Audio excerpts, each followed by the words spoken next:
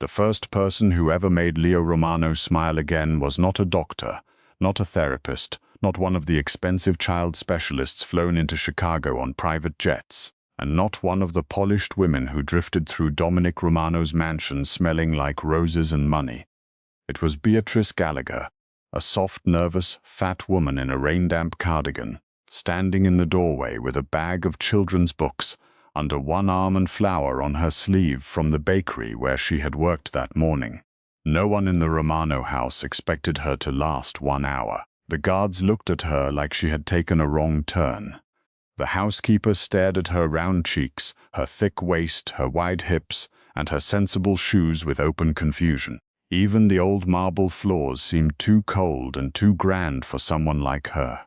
But the boy at the top of the staircase looked down at her through the wooden railing.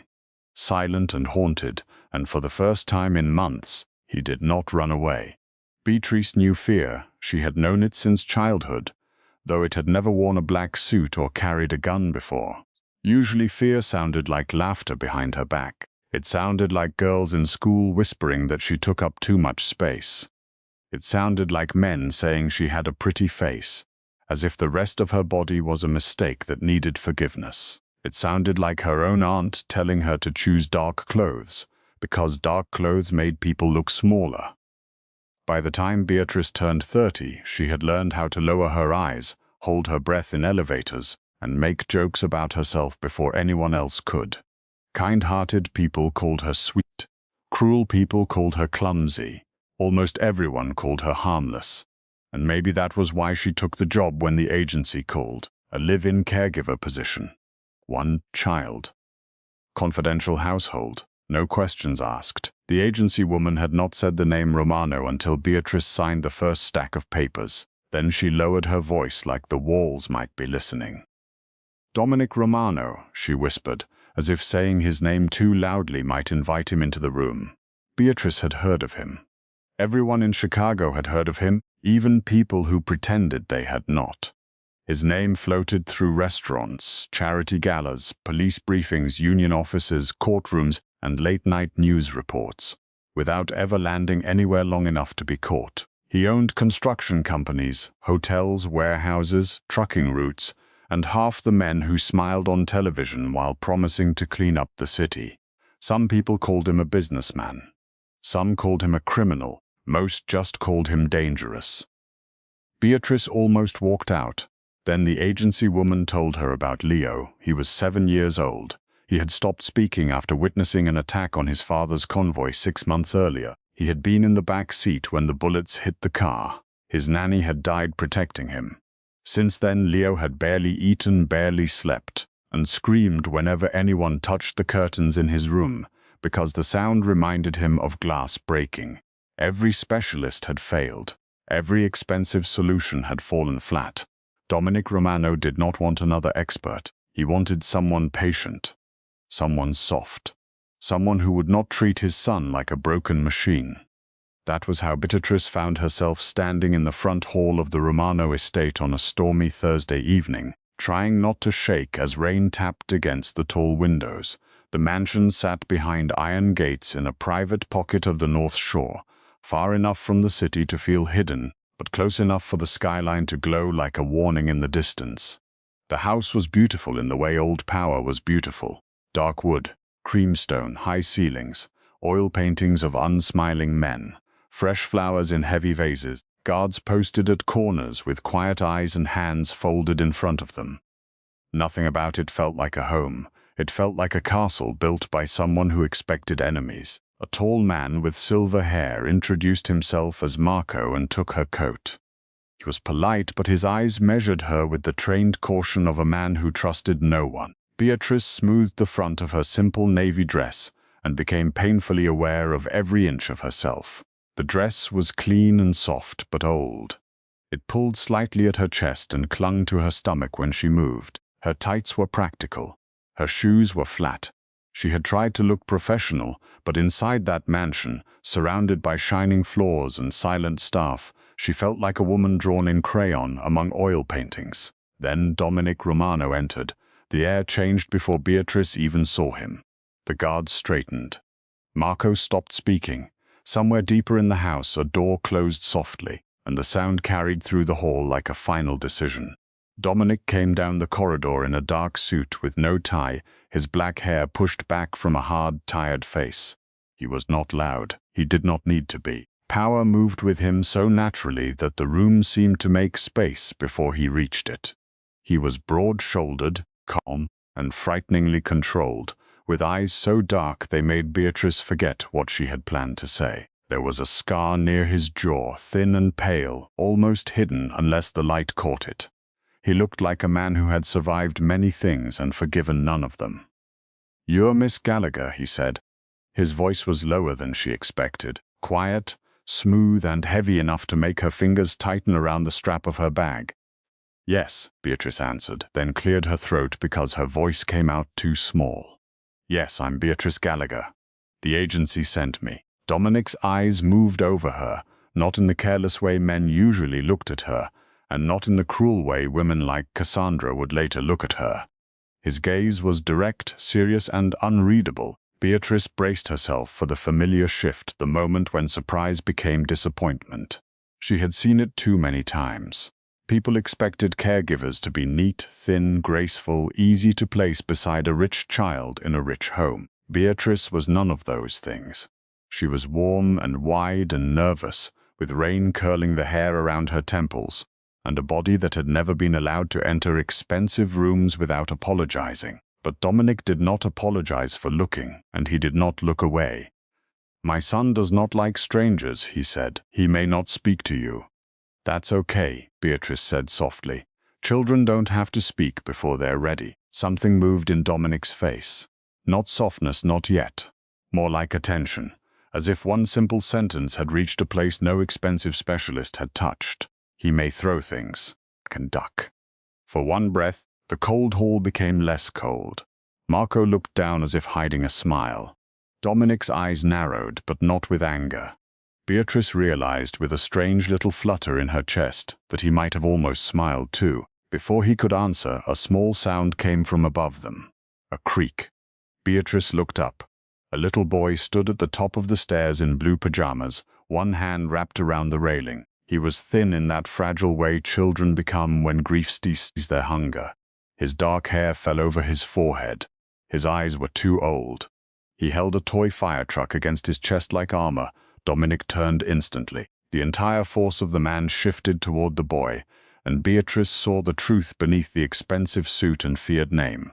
He was not just a boss. He was a father drowning quietly in a house full of people who could protect his son's body but not reach his heart. "Leo," Dominic said gently. The boy did not answer. His eyes stayed on Beatrice. Beatrice did not move toward him. She did not wave. She did not use the bright, false voice adults often used when they were trying too hard. Instead, she slowly lowered herself onto the bottom step with a careful breath, because her knees ached when she bent too quickly and because she knew children noticed when adults pretended not to struggle. "Hi, Leo," she said. "I brought too many books because I couldn't decide which one was best. That happens to me a lot. I also brought a story about a dragon who is scared of thunderstorms, which makes sense because thunder is very loud and honestly kind of rude." Leo's fingers tightened around the toy truck. "I don't know if you like dragons," Beatrice continued, opening her bag slowly, "but I thought I'd bring him just in case. He's green, grumpy, and terrible at sharing cookies." The boy did not smile. Not yet. But he took one step down. Dominic did not breathe. Beatrice looked into her bag and pulled out the book, keeping her movements slow. "I can leave it right here. You don't have to read it with me. You don't even have to like it. Sometimes I don't like things just because people tell me I should." Another step. The guards were silent. The storm pressed rain against the glass. Somewhere in the walls, the old house creaked. Beatrice placed the book beside her on the step and folded her hands in her lap. Leo came down 3 more steps, then stopped. His eyes flicked to his father, then back to Beatrice.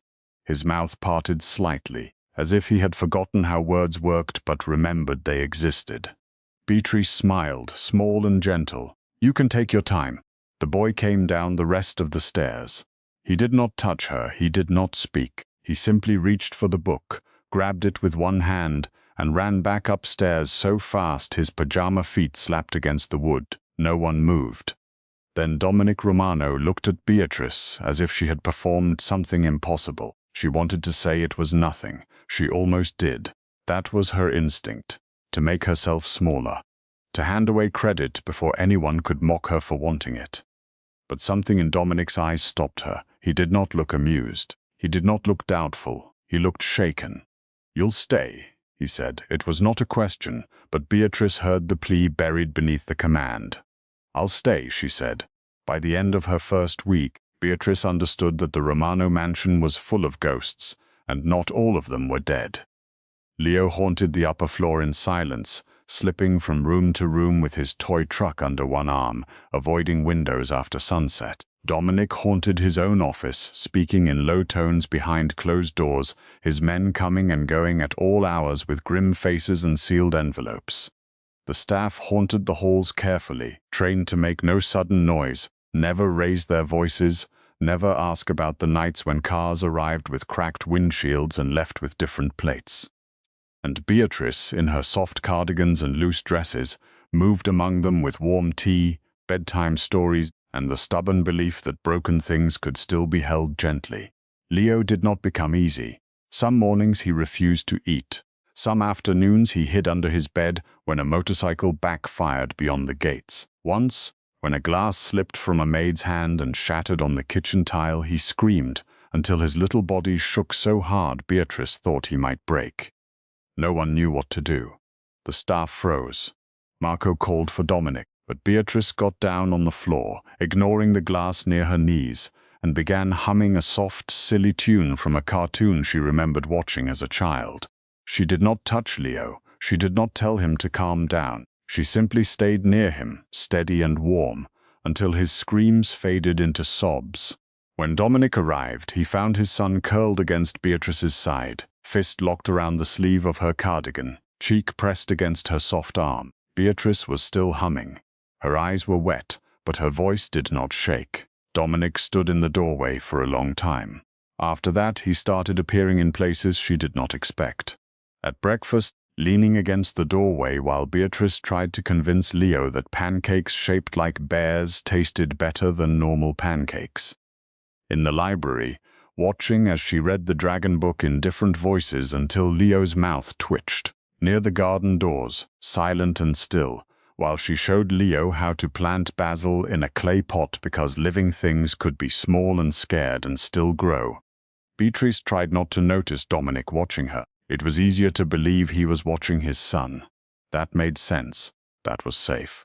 But sometimes she felt his gaze resting on her when Leo had already left the room. Sometimes she would turn and find him looking at the way she tucked her hair behind her ear, or the way she held her mug with both hands, or the way she laughed softly when Leo did something brave and tiny, like choosing his own socks. Dominic never said anything improper. He never stepped too close. But his attention had weight, and Beatrice felt it long after she left the room. The first real change came on a cold Sunday morning. Snow dusted the lawns, and the lake beyond the trees looked gray and secretive. Beatrice had made cinnamon toast, because Leo had whispered the word cinnamon the night before, so quietly she had almost thought she imagined it. It was the first word he had spoken in her presence. She did not tell Dominic right away. She wanted Leo to own it for himself. They sat at the kitchen island, Leo swinging his feet from the stool, Beatrice cutting the toast into small triangles. Dominic entered wearing a black sweater instead of a suit, his hair still damp from a shower. The sight of him that way, less armored and more human, made Beatrice accidentally drop the butter knife. It clattered against the plate. Leo flinched, but he did not run. Beatrice froze, watching him carefully. Dominic did too. Leo looked at the knife, then at Beatrice. Very softly, with crumbs on his mouth, he said, loud. The whole world seemed to stop. Beatrice smiled like the sun had come through the walls. Yes, she whispered. That was loud. Sorry about that. Dominic's hand gripped the edge of the counter. His face went still, but his eyes changed completely. He looked at Leo with such raw pain and hope that Beatrice had to look away to give him privacy. Leo picked up another piece of toast and ate it like nothing had happened. But something had happened, something enormous. Dominic crossed the kitchen slowly and stood behind his son. He did not touch him, not yet. He only bent slightly and said, "Good morning, Leo." Leo stared at his plate. Then, after a long silence, he whispered, "Morning." Beatrice covered her mouth with her hand. Dominic closed his eyes. For a moment, the most feared man in Chicago looked like a man barely holding himself together.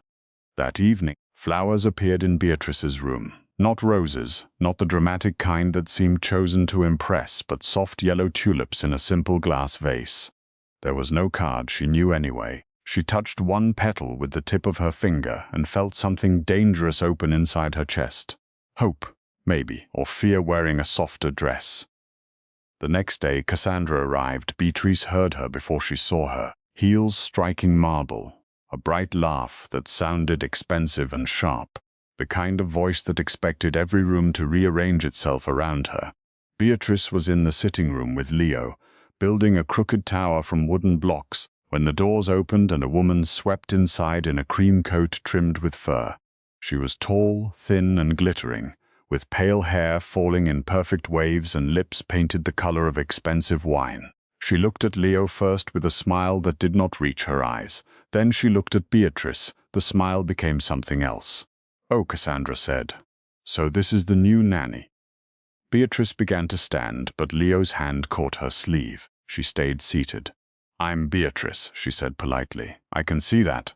Cassandra's eyes traveled over her body with slow, open cruelty. Dominic really has become sentimental. I suppose every tragic house needs a comforting little dumpling in the corner. Heat rushed into Beatrice's face. The old instinct came back so fast it stole her breath. Look down. Smile weakly. Pretend it does not hurt. Let the beautiful woman win, because women like her always win in rooms like this. But Leo moved closer to Beatrice. Cassandra noticed. Her expression tightened. "Leo, darling," she said, holding out one manicured hand. "Come say hello. I brought you something from Paris." Leo stared at her hand as if it were a snake. Beatrice kept her voice gentle. "He doesn't have to if he doesn't want to." Cassandra laughed softly. How sweet. The help has opinions. Beatrice felt the words land exactly where Cassandra intended. Not just nanny. Not caregiver. The help. A woman paid to be present, not valued. A woman who could be dismissed with a signature. Before Beatrice could answer, the air changed again. Dominic stood in the doorway. No one had heard him enter. His dark eyes moved from Leo's hand gripping Beatrice's sleeve to Beatrice's flushed face, then finally to Cassandra. The room seemed to lose warmth. "Why are you here?" he asked. Cassandra turned with a practiced smile. "I came to see Leo and you. I heard you hired someone new. I was curious." "You were not invited." Her smile faltered, but only for a second. "Dominic, don't be cold. I'm only trying to help. Look at the situation. The boy needs stability. He needs someone appropriate around him, someone who understands your world. Not—" her gaze flicked to Beatrice again, soft and poisonous. "Not whatever this is." Beatrice wished the floor would open. Her body felt too large, too visible, too easy to insult. She started to pull her sleeve gently from Leo's hand so she could leave, but Leo held tighter. Dominic saw that too. He stepped into the room, each movement calm and terrible. "This woman got my son to speak." Cassandra's face went pale beneath her makeup. Dominic's voice remained quiet. "This woman got him to eat, to sleep, to sit in a room without watching every door. You walked in here and in less than 1 minute you made him afraid again." "I didn't mean." "Yes," Dominic said. "You did." Cassandra's eyes sharpened with humiliation. "Are you serious? You're defending her? Dominic, look at her." The silence that followed was so deep Beatrice could hear the fire crackling in the hearth. Dominic's face changed. Not loudly, not dramatically. Something colder than anger settled over him. "I am looking at her," he said, "and I see the only person in this house who has brought my child peace." Cassandra's mouth opened, then closed. Dominic turned slightly toward Marco, who had appeared in the hall. "Take Miss Vale to the gate. If she enters this property again without my permission, she does not leave comfortably." Cassandra stared at him as if he had slapped her. Then her humiliation twisted into rage. For 1 second, her beautiful mask broke, and Beatrice saw the hatred underneath. Not something darker, something wounded and dangerous. "This is embarrassing, Dominic," Cassandra whispered. "For you." Dominic did not blink. "No, you are." Marco escorted her out while she fought to keep her dignity with every sharp step. The front doors closed in the distance. The mansion breathed again. Beatrice looked down at her hands. They were trembling. "I'm sorry," she whispered. Dominic turned to her, and for the first time anger touched his voice. "Not at her. Do not apologize because someone was cruel to you." Beatrice tried to smile, but it broke before it formed. "I'm used to it." "I know," Dominic said, and the softness in those two words nearly undid her. "That is what makes me angry." Leo leaned against her arm again, quiet but no longer shaking. Beatrice looked at him and forced herself to breathe slowly, in, out, in, out. She had come to this house to care for a broken child. She had not expected to feel protected. She had not expected the most dangerous man in Chicago to look at her pain like it mattered. That night, after Leo fell asleep with the dragon book open on his blanket, Beatrice stepped into the hallway and found Dominic waiting near the window. Snow moved through the darkness beyond the glass. The house was quiet, but not peaceful, not fully. "Thank you," he said. "For what?" "For staying." Beatrice looked down. "You pay me to stay." "I pay many people," Dominic said. "Most of them are not brave." She laughed softly, uncomfortable with the word. "I'm not brave. I was terrified of Cassandra." "I know," he said. "You stayed kind anyway." The words settled over her like warmth. Beatrice did not know what to do with them. Compliments usually came with conditions, jokes, or pity. Dominic gave his like facts. He stepped closer, slow enough that she could move away if she wanted to. She did not. The space between them became small and charged. She could smell cedar, snow, and the faint smoke of his office fireplace. His gaze dropped briefly to her mouth, then returned to her eyes. "People have spent a long time teaching you to make yourself smaller," he said. They were wrong. Beatrice's breath caught. Before she could answer, Marco appeared at the end of the hall. His face was tense. The softness vanished from Dominic instantly. "What is it?" Dominic asked. Marco's eyes flicked to Beatrice, then back to his boss. "Cassandra made a call after she left the gate. To Arthur Pendleton." The name seemed to darken the hallway. Beatrice did not know who Arthur Pendleton was, but she saw what it did to Dominic. His body went still. His eyes became cold enough to frighten the shadows. "Are you sure?" he asked. "Yes." For a moment no one spoke. Snow brushed against the windows like whispering fingers. Far away, somewhere beyond the gates, a dog barked once and went silent. Dominic turned his head slightly, looking toward Leo's bedroom door. Then his gaze came back to Beatrice. The fear in the mansion changed shape. It was no longer old grief hiding in the walls. It was something outside, moving closer. And Beatrice Gallagher, who had spent her whole life being treated like the easiest person in the room to hurt, had no idea that a woman's jealousy and a rival's hunger were about to make her the center of a war. Snow kept falling against the dark windows of the Romano mansion, soft and silent, as if the world outside had been covered in a white sheet to hide what was coming. Beatrice stood in the hallway outside Leo's room with her heart beating so hard she could feel it in her throat. She did not know Arthur Pendleton's face. She did not know his voice. She only knew what his name did to Dominic Romano. It made the most feared man in Chicago go completely still, and somehow that was more frightening than if he had shouted. Dominic looked toward the staircase, then toward the long corridor where his son slept, and the house seemed to tighten around them. Marco waited for an order. The guards along the hall lowered their voices. Every soft sound suddenly felt dangerous. Dominic stepped closer to Beatrice, and the shadow of his body blocked the cold light coming from the window. "Arthur Pendleton has wanted this house for years," he said quietly. "He does not fight like a man. He waits, he studies. He looks for the one place a person still bleeds." Beatrice swallowed. "And Cassandra called him because she thinks that place is me." Dominic's eyes darkened. "No. She called him because she is angry enough to forget what happens when people touch what I love." The word love passed between them like a match struck in a dark room. It was too soon, too dangerous, too impossible, and yet Beatrice felt it burn through every old bruise the world had left inside her. Dominic seemed to realize what he had said, but he did not take it back. He only looked at her with that steady, terrifying honesty that made her feel both protected and exposed. "I should leave," Beatrice whispered. "If I'm the reason they come here, then I should go somewhere else, somewhere away from Leo." Dominic's face changed at once. "No, Dominic, listen to me. I am listening." "No, you're protecting. There's a difference." Her voice trembled, but she made herself continue. "I know I don't belong in your world. I know I'm not trained for this. I'm not brave the way your men are brave. I'm not fast, I'm not dangerous, and I'm not someone people are afraid of. If Arthur thinks hurting me will hurt you, then maybe the safest thing is for me to disappear before he gets the chance." Dominic reached out but stopped before touching her, as if even in his fear he wanted her to choose. "You think disappearing will make you safe because people taught you that being unseen was protection. It was not. It was loneliness. I will not let you return to that." Beatrice blinked hard against the sting in her eyes. "I'm scared, I know.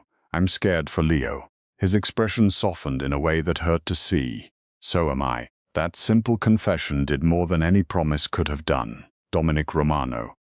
The man people whispered about, the man whose enemies vanished from courtrooms and boardrooms, was afraid. Not for his empire, not for his money, for one silent little boy asleep behind a bedroom door, and for the woman who had taught that boy to say good morning again. By dawn, the mansion had become a fortress wearing the mask of a home. Guards moved through the halls with quiet purpose. Extra men were placed at the gates. Security screens glowed in the lower office. Cars were moved. Staff were sent away with sealed envelopes and instructions not to return until called. Dominic wanted Beatrice and Leo taken to a safe house before sunset, but the storm had turned the roads slick and cruel. The private road leading away from the estate was narrow, curved, and surrounded by trees heavy with ice. Marco warned that moving them in daylight might be exactly what Arthur expected. Dominic hated the delay. Beatrice saw it in the hard line of his jaw, in the way his hand rested near his phone, in the way his eyes kept finding Leo whenever the boy entered the room. Leo knew something was wrong. Children always did. He sat close to Beatrice in the library, his dragon book open but unread, his small shoulder pressed against her arm. The fire snapped softly in the hearth, and every crack made him flinch. Beatrice wanted to gather him against her, but she waited. She had learned that Leo's trust worked like a candle in a draught. Too much movement, even loving movement, could put it out. "Are bad men coming?" he whispered. Beatrice's throat tightened. Across the room, Dominic looked up from where he stood near the window. Beatrice took a slow breath. Maybe. Leo's eyes filled with fear. "But there are good people here too," she said gently. "Your dad, Marco. The guards, me." Leo looked at her with painful seriousness. "You're not a guard." "No," Beatrice said, giving him a soft smile. "I'm more like a bear." His eyebrows pulled together.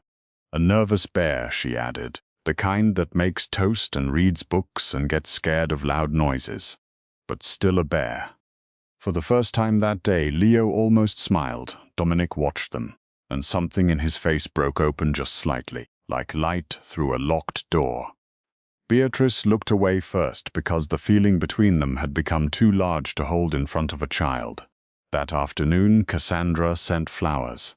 They arrived in a white box tied with black ribbon, carried by a delivery man who looked pale and harmless, with snow melting on his shoulders. The guard at the outer gate checked the package. The guard at the inner door checked it again. Inside were white lilies, perfect and cold, with a small card tucked between them. Marco brought the card to Dominic. Beatrice stood beside Leo near the library table, her hand resting on the back of his chair. Dominic opened the envelope. His face did not move, but the room grew colder. "What does it say?" Beatrice asked. Dominic's gaze lifted to hers. "It says, 'Every home has a door.'" Then the lights went out. The mansion fell into blackness so complete that Beatrice heard Leo's breath catch before he screamed.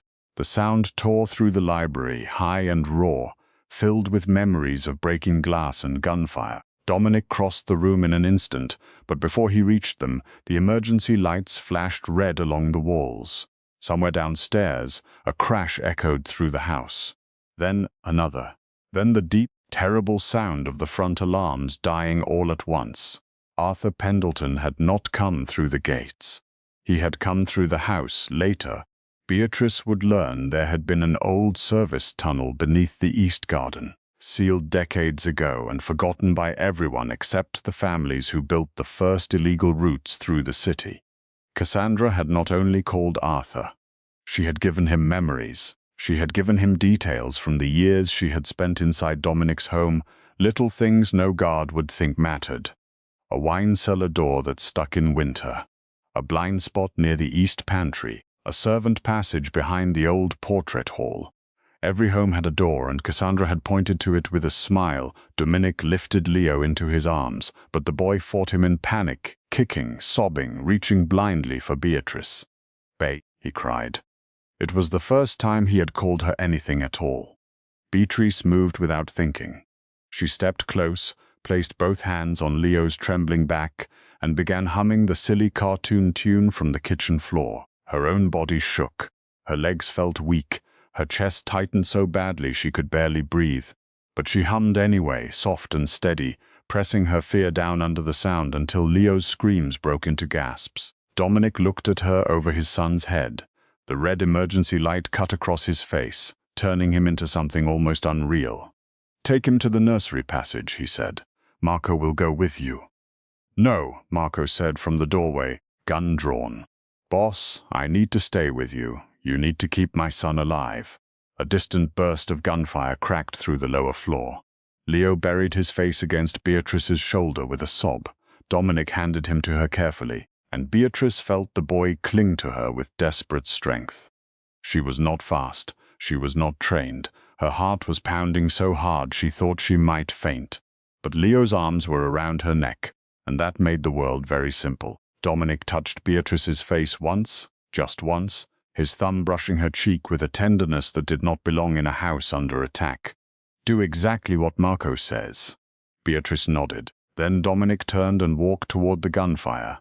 Marco led Beatrice through the back of the library, pushing open a narrow panel hidden between shelves. The passage beyond was dark, smelling of dust, old wood, and cold stone. Beatrice had to turn sideways to fit through parts of it. Leo heavy in her arms, his face pressed into her neck. Her hips brushed the walls. Her shoulder scraped against a nail. Her breath came in painful pulls. Behind them, the mansion thundered with footsteps and shouts. Somewhere glass shattered. Somewhere a man screamed. "I can walk," Leo whispered shakily. "You sure?" Beatrice asked. He nodded against her. She set him down but kept his hand locked in hers. Marco moved ahead with his weapon raised, his silver hair red under the emergency lights that slipped through cracks in the passage. "This way," he whispered. "There's a safe room behind the nursery." They were almost there when the wall ahead exploded inward. Marco shoved Beatrice and Leo back just before two armed men burst through the broken panel from the nursery side. The passage filled with dust and noise. Marco fired once, twice, and one man fell. The other slammed into him, driving him against the wall. The gun skidded across the floor, disappearing into the dark. Leo screamed. Beatrice grabbed him and stumbled backward. But a third figure stepped from behind the broken nursery door. Cassandra. She wore black now, not cream. Her pale hair was pulled back, her beautiful face sharp with fury and triumph. In her hand was a small pistol held too tightly by someone who wanted to look calm and was not. "Well," Cassandra said, breathing hard. "Look at you, still playing mother."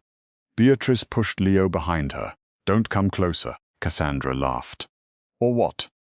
"You'll read me a bedtime story. The insult should have hurt. Maybe another day it would have."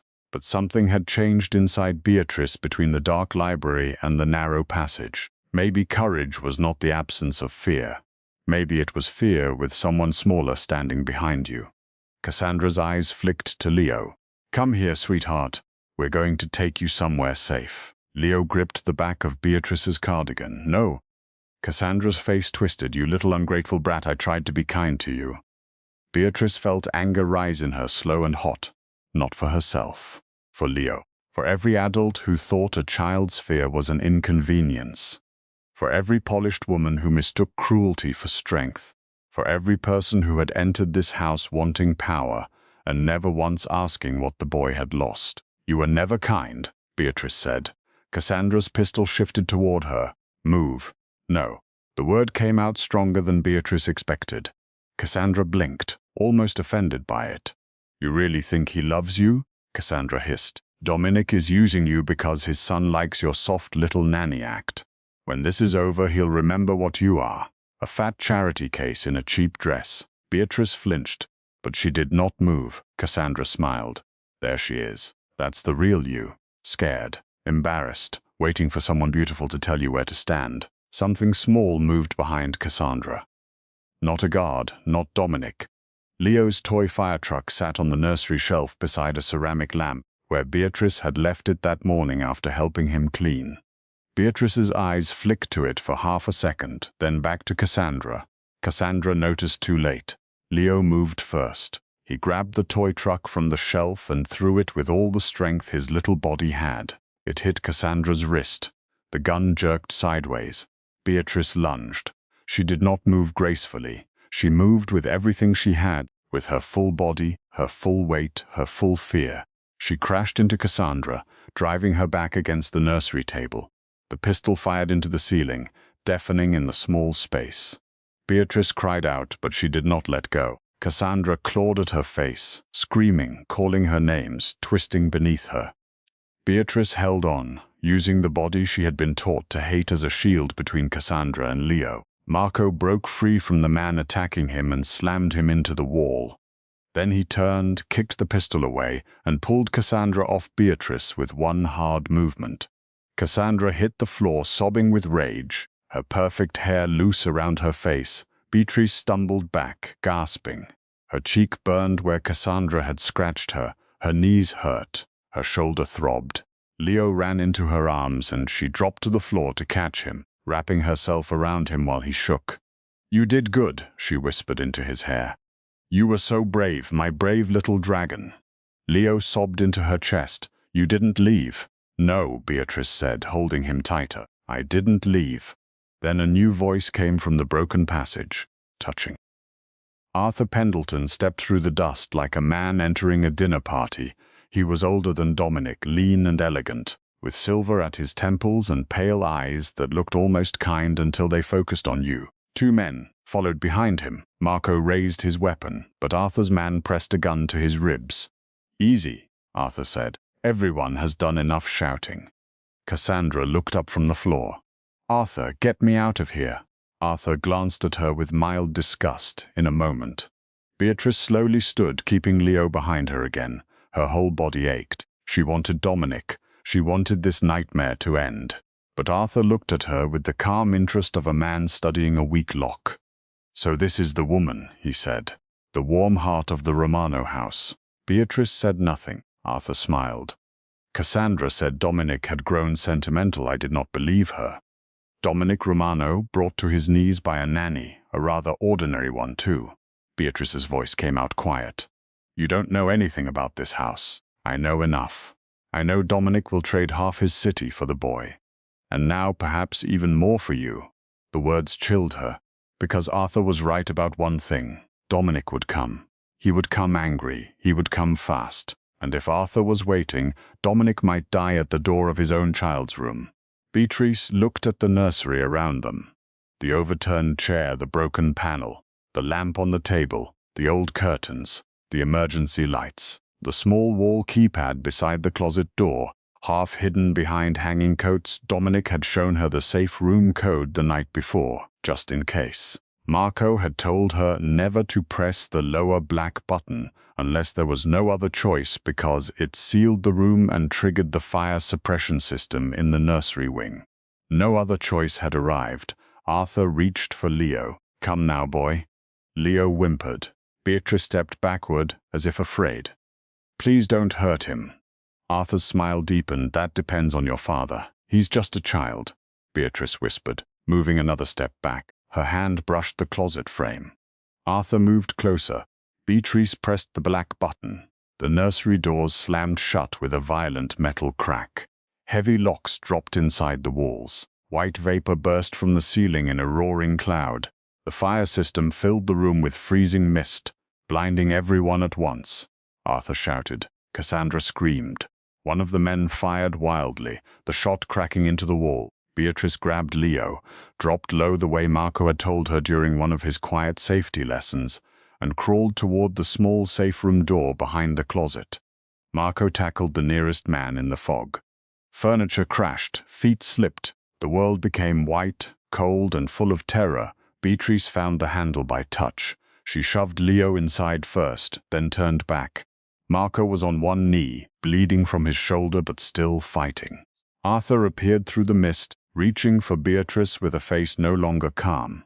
"You stupid woman," he snarled. For once Beatrice did not hear the word stupid in the voices of everyone who had ever mocked her. She heard only panic. His panic. She grabbed the ceramic lamp from the table and swung it with both hands. It shattered against Arthur's face. He went down hard. Marco reached her. Inside, Beatrice stumbled into the safe room, dragging him with her. The door sealed behind them. For several seconds there was only darkness. Leo's sobbing, Marco's rough breathing, and Beatrice's heart hammering like thunder. Then through the reinforced wall came Dominic's voice, not shouting, not panicked. Cold. "Where is my son?" Arthur's answer was muffled by the door, but the fear in it was clear. The next few minutes passed like a storm heard from underground. There were footsteps, hard commands, a burst of fighting, Cassandra's sharp scream, then silence so sudden it felt unreal. Beatrice held Leo with one arm and pressed her other hand over his ear. She hummed until her throat hurt.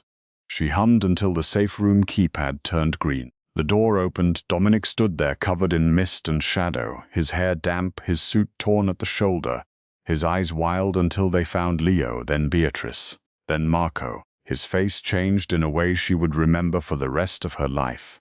Leo broke away from her and ran to him. Dominic dropped to his knees and caught his son with both arms. He held him so tightly, his head bowed over Leo's small shoulder, and for one quiet second, the feared Mafia boss of Chicago shook like any father who had almost lost his child. "You came," Leo cried. "Always," Dominic whispered. "Always." Then his eyes lifted to Beatrice. She was standing in the safe room doorway with a bleeding scratch on her cheek, dust in her hair, her cardigan torn, her body aching in a dozen places. She expected him to look horrified. Instead, Dominic looked at her as if she had become the center of the room, the center of the house, the center of everything that still mattered. Arthur Pendleton did not leave the Romano estate as a king. His men were gone. His face was bloody. His hands were bound behind his back as Dominic's guards dragged him past the nursery door. Cassandra followed, pale and shaking, her beauty cracked open by fear. She looked at Beatrice once, and for the first time there was no mockery in her eyes, only disbelief. The woman she had called weak had ruined everything. Dominic stepped toward Arthur, still holding Leo with one arm. "You came into my home through an old door," he said softly. "You leave through the front so everyone sees what happens when you mistake kindness for weakness." Arthur tried to speak, but Dominic turned away before he could finish. That was the final insult. Not rage, not a grand threat. Dismissal by morning. The snow had stopped, the estate was damaged, but standing. The broken glass had been swept. The nursery wing smelled faintly of smoke, dust, and cold water. Marco survived, grumbling from a guest room where a private doctor stitched his shoulder and ordered him not to move. Leo stayed close to Beatrice and Dominic, speaking more in one morning than he had in months. Small words, broken words, precious words, toast, dragon, stay dad. And Beatrice stayed not because she was trapped, not because Dominic commanded it. She stayed because when the sun rose over the white lawn, Dominic found her in the library and did something no one in his house expected. He got down on one knee in front of her, not to propose, not yet, not for show. He knelt because she was sitting in the armchair with a blanket around her shoulders, exhausted and bruised, and he wanted to meet her eyes without making her look up at him. "You saved my son," he said.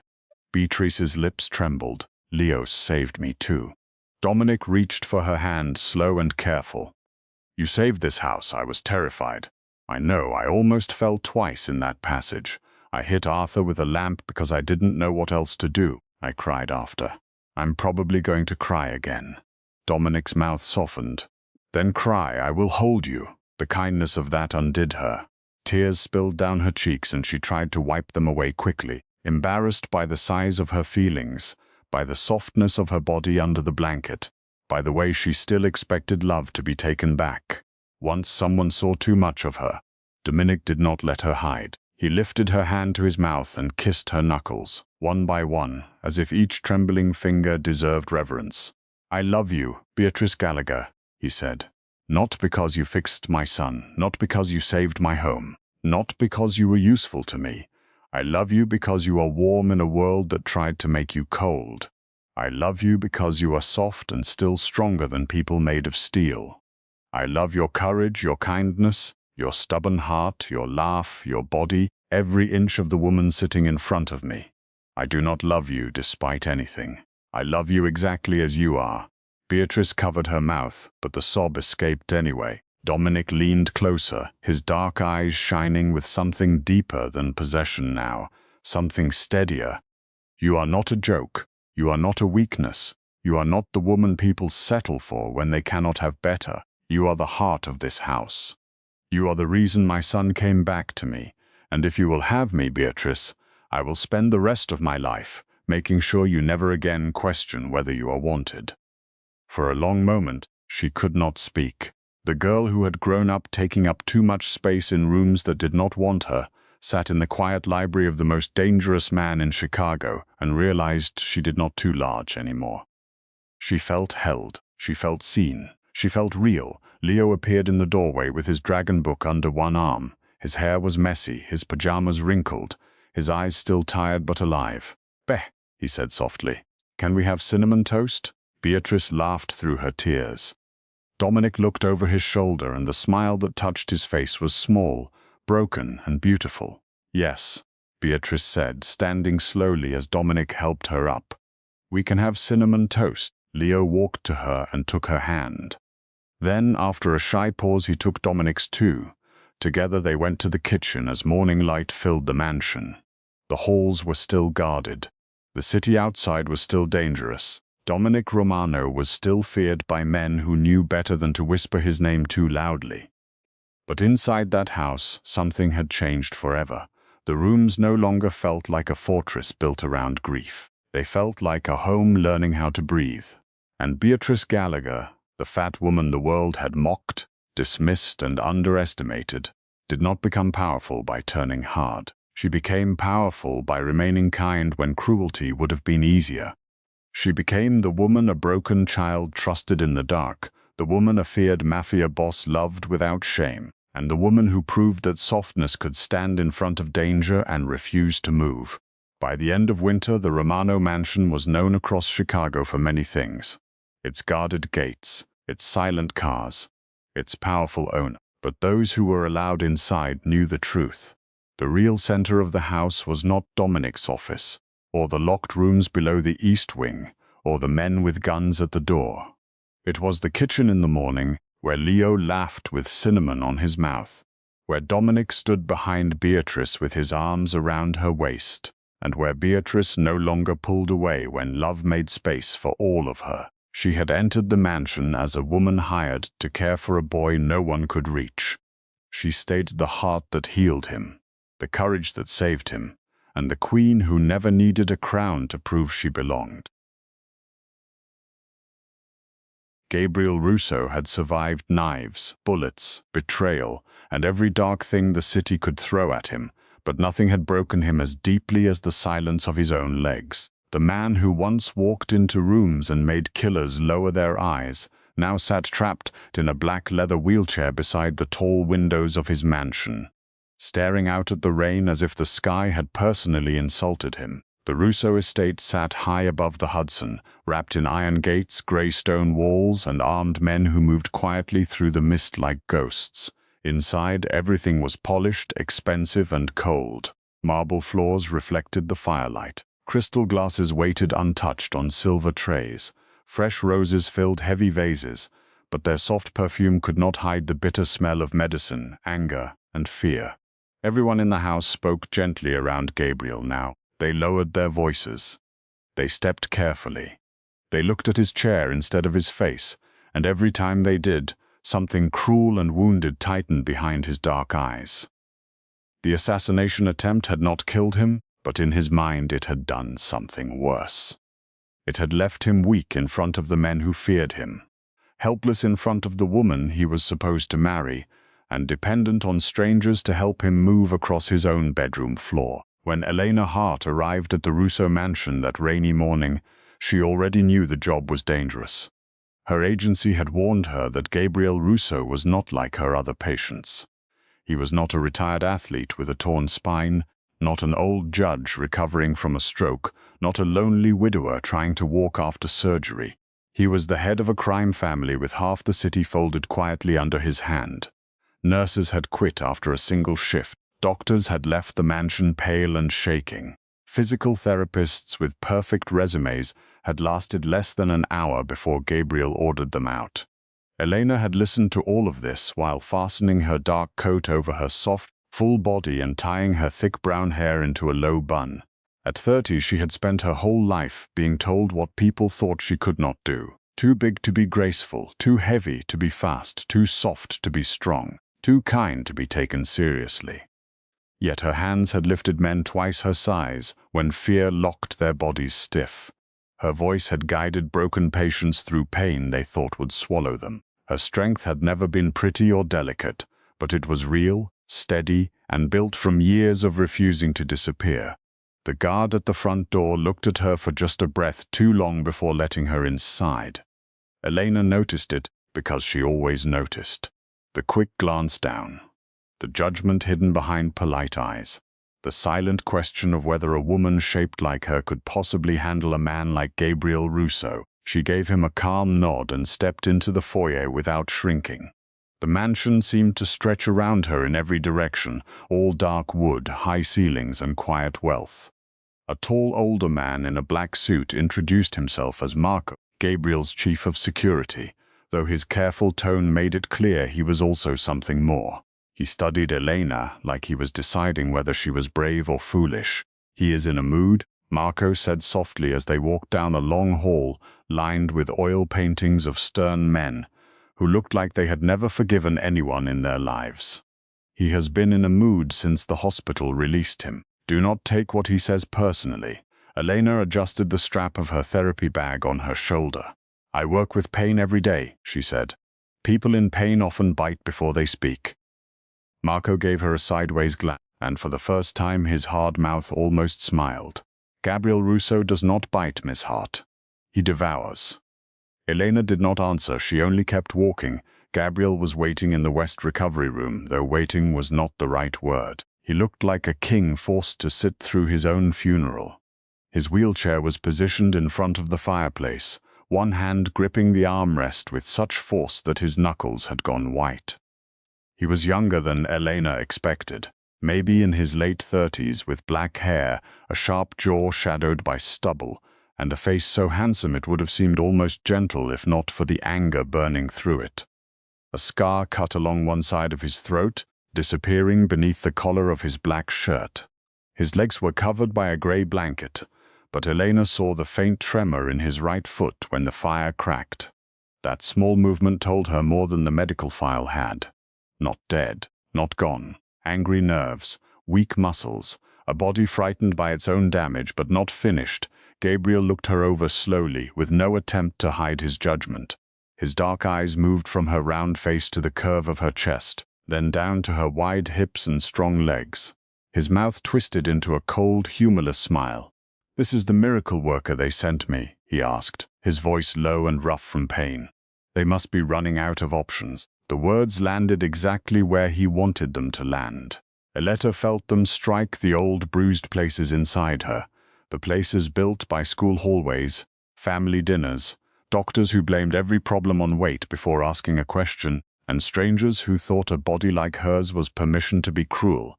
But she did not flinch. She set her bag down on the therapy table and opened it with slow, careful hands. "My name is Elena Hart," she said. "I read your file." Gabriel's eyes narrowed. Then you know I don't need another person pretending they can fix me. I know you were shot near the spine during the attack. I know the swelling damaged nerve function. I know your doctors believe recovery is possible if you stop fighting everyone who tries to help you." His jaw tightened. "Watch your mouth." Elena finally looked fully at him.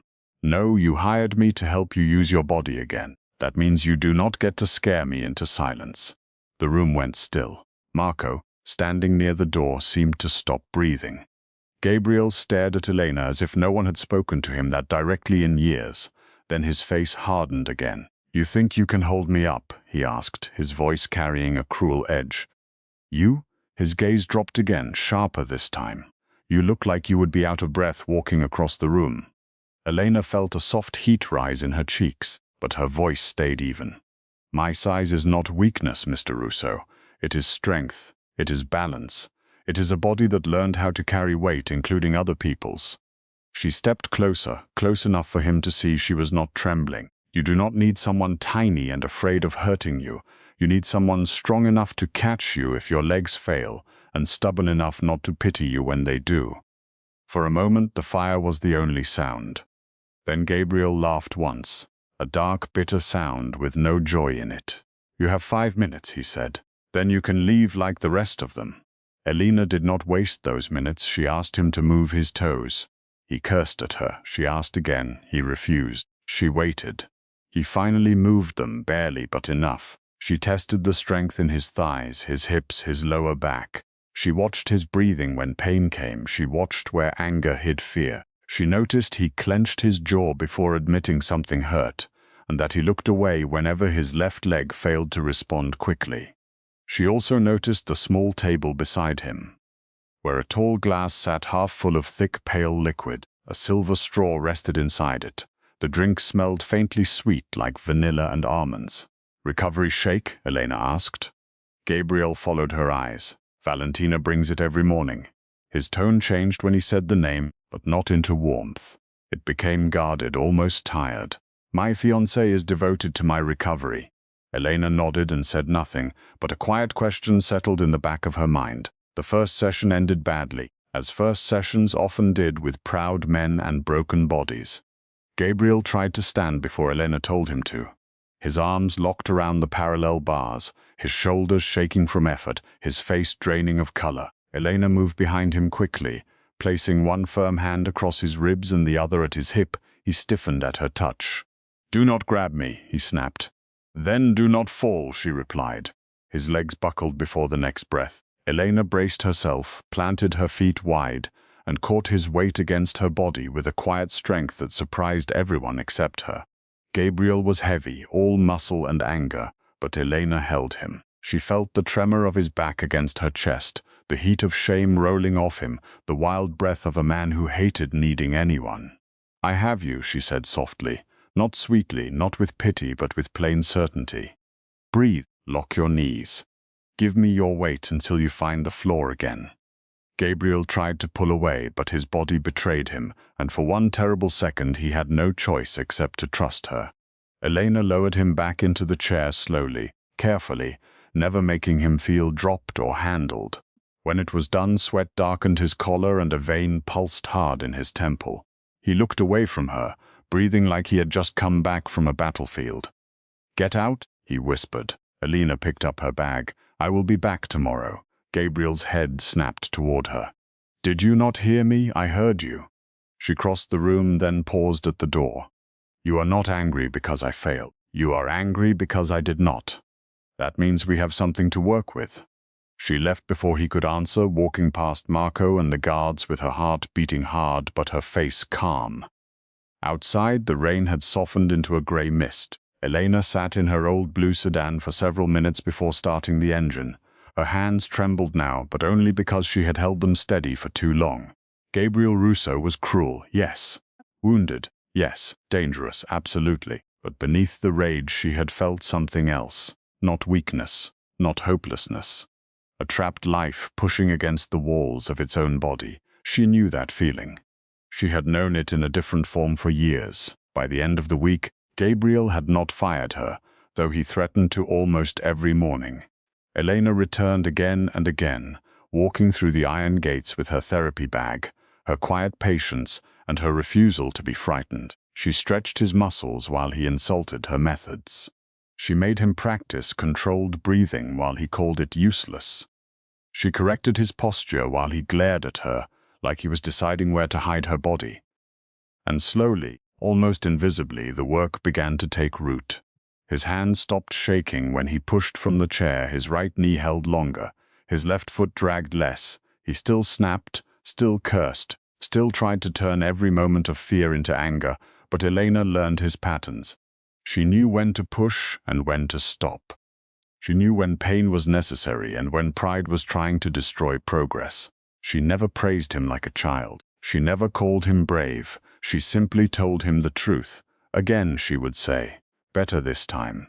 And somehow that mattered more to him than comfort. Gabriel began watching her differently. At first, he had looked at her body like a weapon he could use against her. Then he began to see what that body could do. He watched the way she bent her knees and supported his frame without panic. He watched her strong hands guide his leg into position with exact care. He watched the steady line of her shoulders when his temper filled the room. She did not flutter around him like the nurses. She did not lower her gaze like the guards. She did not look at the wheelchair as if it had swallowed the man. She looked directly at Gabriel, and for reasons he did not understand, that made him feel more exposed than his injury ever had. One afternoon, after he managed to stand for several breaths without collapsing, he said nothing at first. His face was pale. His jaw shook. Eleanor stood in front of him, hands hovering close enough to catch him but not touching unless he needed her. "There," she said softly. "That was yours, not mine." Gabriel's dark eyes lifted to hers, and the anger in them was quieter now. "Everyone else looks at me like I'm already buried," he said. Elena's expression softened, but only a little. "Then they are lazy. You are difficult, not dead." Something almost like a smile touched his mouth, and it changed his whole face for half a second before he crushed it. Elena pretended not to notice. That was another kind of mercy. In the hallway later, she passed Valentina for the first time. Gabriel's fiancée was beautiful in a way that seemed designed for expensive rooms. Tall, elegant, dressed in cream silk, with glossy black hair and diamonds at her ears, she carried herself like a woman used to being admired. In her hands was another recovery shake, poured into a crystal glass with a silver straw. Her smile appeared warm when she saw Elena, but it never reached her eyes. "You must be the therapist," Valentina said. Elena offered her hand. Valentina looked at it for a breath before taking it, her fingers cool and light. "I hope Gabriel is not being too awful. He has never handled weakness well." The word felt wrong. Not because it was false, but because Valentina said it with something close to satisfaction. Elena glanced at the glass. "His session went well today." Valentina's smile tightened. "Did it?" He stood longer. How encouraging. But the way she said it made the air colder. That evening, Elena stayed late to update Gabriel's progress notes. She liked clean records, and Gabriel's case needed careful tracking. The mansion had quieted around her. Rain tapped against the high windows. Somewhere in the distance, a guard spoke softly into a radio. Elena sat in the recovery room with the file open on her lap, comparing the numbers from the hospital to what she had seen with her own eyes. Something did not fit. The official reports described steady decline, worsening fatigue, poor muscle response, and almost no improvement. But Elena had watched Gabriel improve. Not quickly, not easily, but clearly. His strength was returning, then fading, then returning again in a strange rhythm. She turned the pages slowly, her brow tightening. The worst dips in his chart always came after private days with Valentina. Days when Eleanor was told Gabriel was too tired for therapy. Days when his recovery shakes were left empty beside the bed. The next morning, Gabriel was weaker, not emotionally, physically. His skin looked gray beneath his tan. Sweat gathered at his temples after only a few minutes of warm-up. His legs trembled too soon. Elena stopped the session before he could argue. "Something is wrong," she said. Gabriel glared at her from the chair, but his breathing was uneven. "I had a bad night." "This is more than a bad night. Do not start treating me like glass. I am treating you like a patient whose body is sending a warning." His eyes sharpened. "Careful, Elena." She stepped closer, lowering her voice so the guard outside would not hear. "You are not declining the way your reports say you are. You improve when I work with you. Then you crash. The pattern is too clean." Gabriel's face changed. "Not much. Just enough." The crime boss returned behind the wounded man's eyes. "What are you saying?" Elena looked toward the small table where the empty glass waited like a secret. "I do not know yet," she said. "But I think someone in this house wants everyone to believe you will never stand again." Gabriel went very still. The fire cracked behind him and outside the mansion windows. The rain kept falling over the iron gates, soft and steady, as if the whole world were trying to whisper a warning before it was too late. Gabriel did not speak for a long time after Elena said it. The words seemed to hang between them like smoke from a gun that had not yet been fired. "Someone in this house wants everyone to believe you will never stand again." Outside, the rain slid down the dark windows in silver lines, and the mansion felt suddenly too quiet, too polished, too full of closed doors and careful footsteps. Gabriel Russo had built his life on suspicion. He had survived by never trusting soft voices, clean hands, or people who smiled too easily. But this was different. This was not a rival across the city, or a man waiting in an alley with a gun. This was inside his walls. This was in the room where he slept. This was in the glass placed beside his bed every morning by the woman who wore his ring and kissed his cheek in front of the doctors. His eyes moved slowly to the empty recovery shake on the small table. For the first time since Elena had met him, the anger on his face did not look loud. It looked cold, silent, and bottomless. "Say her name," Gabriel said quietly. Elena's throat tightened. She did not want to say it without proof, because suspicion could ruin a life, and in Gabriel's world it could end one. But she had seen too much now. The strange crashes in strength, the false reports. Valentina's careful little smile when progress was mentioned, the way the household softened its voices around Gabriel, as if everyone had been trained to expect his decline. Elena stepped closer and lowered herself into the chair across from him so he would not have to look up at her. "I am not ready to accuse anyone out loud," she said, "but I am ready to start protecting you." A faint, bitter smile touched Gabriel's mouth. "You think I need protection. I think your pride is useful for scaring men who already fear you," Elena said. "It is not useful for surviving poison." The room went still again. Gabriel's hand closed around the armrest. "Poison?" I said. "I do not know yet, but I know bodies. I know fatigue. I know nerve injury. What is happening to you does not match natural recovery. Something is being introduced, or something is being changed." Elena glanced at the empty glass. "And it is happening slowly, carefully, just enough to make you look weak instead of dead." Gabriel looked away toward the fire. For a second he seemed less like a crime boss, and more like a man staring at the ruins of a home he had thought was safe. "Valentina has been managing my doctors since the hospital," he said. "She speaks to them before I do. She keeps the reports. She tells the family I need rest when the meetings become difficult." His voice dropped lower. "She told me she was saving my dignity." Elena felt a small ache in her chest. Cruelty was sometimes loud, but betrayal knew how to whisper. "Then we need the real reports," she said, "and we need a sample of whatever she is giving you." Gabriel turned back to her, and the dangerous man was there again, fully awake behind his eyes. "You are walking into a very deep room, Elena." "I know. No, you don't." His voice was rough now. "If you are right, Valentina is not only trying to hurt me, she is trying to take the Russo family from me. That means she has help, doctors, lawyers, maybe men in my own house. If she feels exposed, she will not just aim at me." Elena understood what he meant. The warning should have frightened her enough to run. Maybe any sensible woman would have gathered her bag, driven away from the iron gates, and never looked back. But Elena thought of the way Gabriel had stood for those few trembling breaths, and how everyone in the house had treated it like an inconvenience instead of a miracle.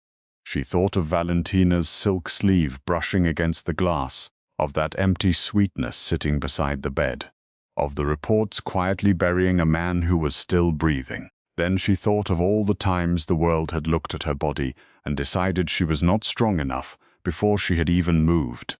Her fear did not vanish, but it settled into something heavier and more useful. "Then we do it carefully," she said. For the next 3 days the mansion became a stage, and Gabriel Russo played the role his enemies had written for him. Elena ended their sessions early with a worried expression whenever someone was near. Gabriel let his shoulders slump when guards passed. He allowed Marco to see him drop a cup. He cursed less, spoke less, and sat longer in the chair by the window with a grey blanket across his legs, while the house slowly relaxed around his supposed decline. Valentina seemed to bloom under it. She moved through the mansion with more confidence, her heels clicking across marble floors like tiny declarations of victory. She came each morning with the recovery shake held in both hands, wearing soft smiles and perfect dresses, touching Gabriel's shoulder just long enough for everyone to see. "Drink, darling," she would say. "You need your strength." Gabriel would lift the glass and take a careful sip while Elena watched from across the room, her stomach tight. The moment Valentina left, Marco quietly replaced the glass with another and sent the real one to a private lab through a man Elena never saw twice. At night, Elena reviewed the copied medical records in Gabriel's study while rain or wind pressed against the windows. The official reports had been altered, not clumsily. Whoever had changed them understood enough medicine to make the lie believable. His progress had been described as temporary reflex response. His improvements had been minimized. His weakness had been exaggerated. There were notes Elena had never written, observations from sessions that had never happened, and a recommendation suggesting Gabriel was unlikely to regain independent standing. Her name had been forged at the bottom of one page. When she saw it, a strange calm came over her. It was no longer just suspicion. It was theft. It was a trap made of paper, chemistry, and patience. Gabriel watched her from behind the desk, his face half shadowed by the lamp. "How bad?" Elena placed the page in front of him. "Bad enough that if this goes to your council, they could claim you are unfit to lead. Bad enough that the doctors would support it. Bad enough that Valentina could say she was only protecting the family from your decline." His eyes moved over the forged signature. "She used your name. She underestimated how much I care about my name." A quiet breath left him, almost like a laugh. "You are angry." "Yes." Gabriel studied her in a way that made the air feel warmer. "You are beautiful when you are angry." Elena looked up sharply, and for a moment the room changed. The danger was still there, outside the walls and inside them. But so was something else. Something neither of them had planned. Gabriel no longer looked at her with the cruel eyes of the man she had first met. He looked at her as if her strength had become a place he trusted more than the marble beneath his feet. Elena felt the old instinct to step back, to dismiss the compliment before it could become a wound, but she did not. She let it exist. She let herself be seen. "You are trying to distract me," she said softly. "I am trying to understand why the only honest person in this house had to be hired by the hour." Elena's expression softened, because the people already here were too busy worshipping power to notice the man losing it. Gabriel's gaze lowered for a breath. "And you noticed?" "I noticed you were still fighting," she said. "Even when you were horrible." This time he did laugh, but it was quiet, broken at the edges. "I was more than horrible. Yes, I insulted you because I hated needing you. I know. I was wrong." The apology settled between them gently, without drama, and somehow that made it matter more. Elena closed the file and stood. "Then prove it tomorrow." The next day was the day Valentina chose to end him. She did not know Gabriel was ready. She did not know the lab report had arrived before dawn, confirming Elena's fear in clean, terrible language. The shake contained a controlled blend of substances that could worsen weakness, deepen fatigue, and interfere with his neurological recovery. Not enough to kill him quickly. Enough to make him look lost inside his own body. Enough to turn his chair into a throne someone else could steal. Gabriel read the report once, then folded it carefully and placed it inside his jacket. His hands did not shake. Elena wished they had. Rage that controlled itself was always more frightening than rage that exploded. By evening, the Russo family council had gathered in the mansion's formal hall. It was the largest room in the estate, lined with dark portraits, old chandeliers, and tall windows that reflected the faces of the men standing beneath them. Some were cousins, some were captains, some were loyal, some were waiting to see who would win. Elena stood near the back, dressed simply in black, her hair pulled away from her face, her hands calm at her sides. Gabriel sat at the head of the long table in his wheelchair, pale and still, the grey blanket covering his legs. Valentina stood beside him in a white dress, one hand resting lightly on his shoulder like she was already posing for a portrait of sorrow. "My love," Valentina began, her voice soft enough to sound merciful. "No one wants this. But the family cannot keep pretending. You need rest, real rest. The doctors agree, Miss Hart's own notes agree. You are not recovering as we hoped." A murmur moved through the room. Elena felt every eye turn toward her, then away again, dismissing her before she had spoken. Valentina noticed and smiled. "This is not shameful," Valentina continued, though her eyes shone with triumph. "It is brave to accept truth. Gabriel can remain honored, protected, loved. But leadership must pass to someone able to act, someone clear, someone strong." Her fingers tightened on his shoulder. "I am prepared to carry that burden for him."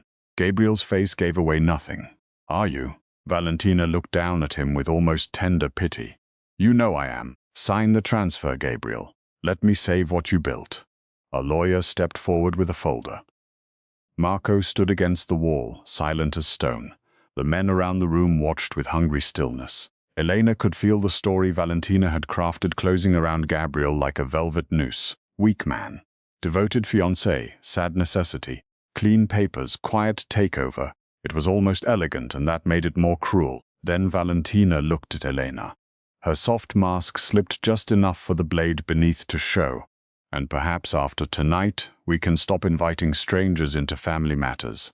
Physical therapy is admirable work, but there are limits. Some bodies simply do not recover, no matter how hard one pushes, and some people should remember their place." The words struck the room with polite softness, but Elena heard every insult hidden inside them. Her body, her work, her worth, her place. She did not move. She looked at Gabriel, he looked back. It was time. Elena walked forward. The room shifted with quiet discomfort as she passed between men who could not understand why Gabriel allowed it. She stopped behind his chair and placed both hands on the grips. Valentina's smile sharpened. "What are you doing?" "My job," Elena said.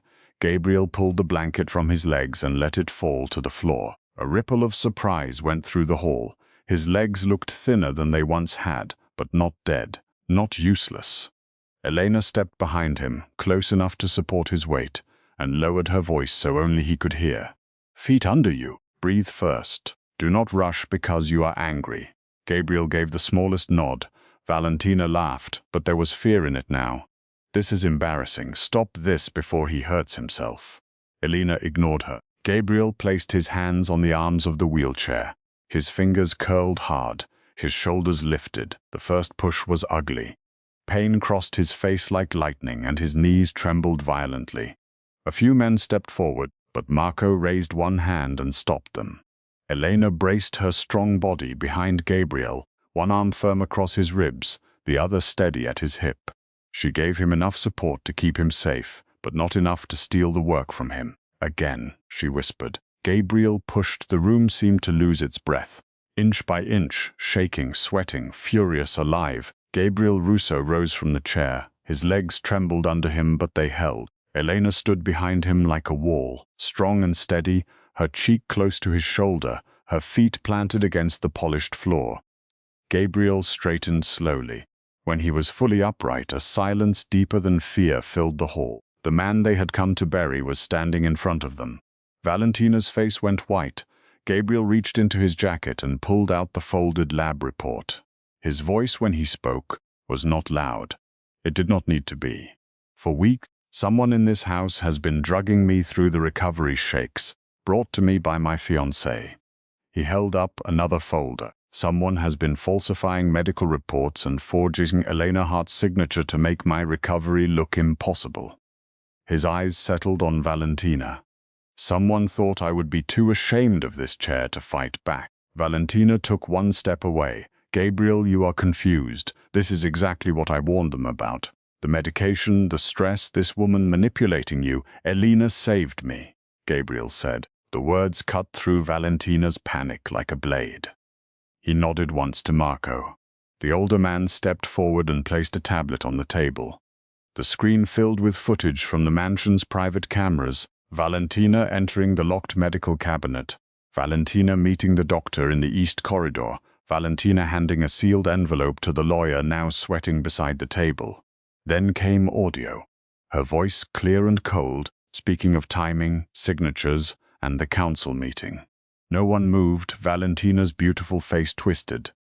I did this for the family, she snapped, the softness gone completely. Look at him, he was broken. He was making us vulnerable. I was the only one willing to act while all of you stood around pretending loyalty could make him whole again.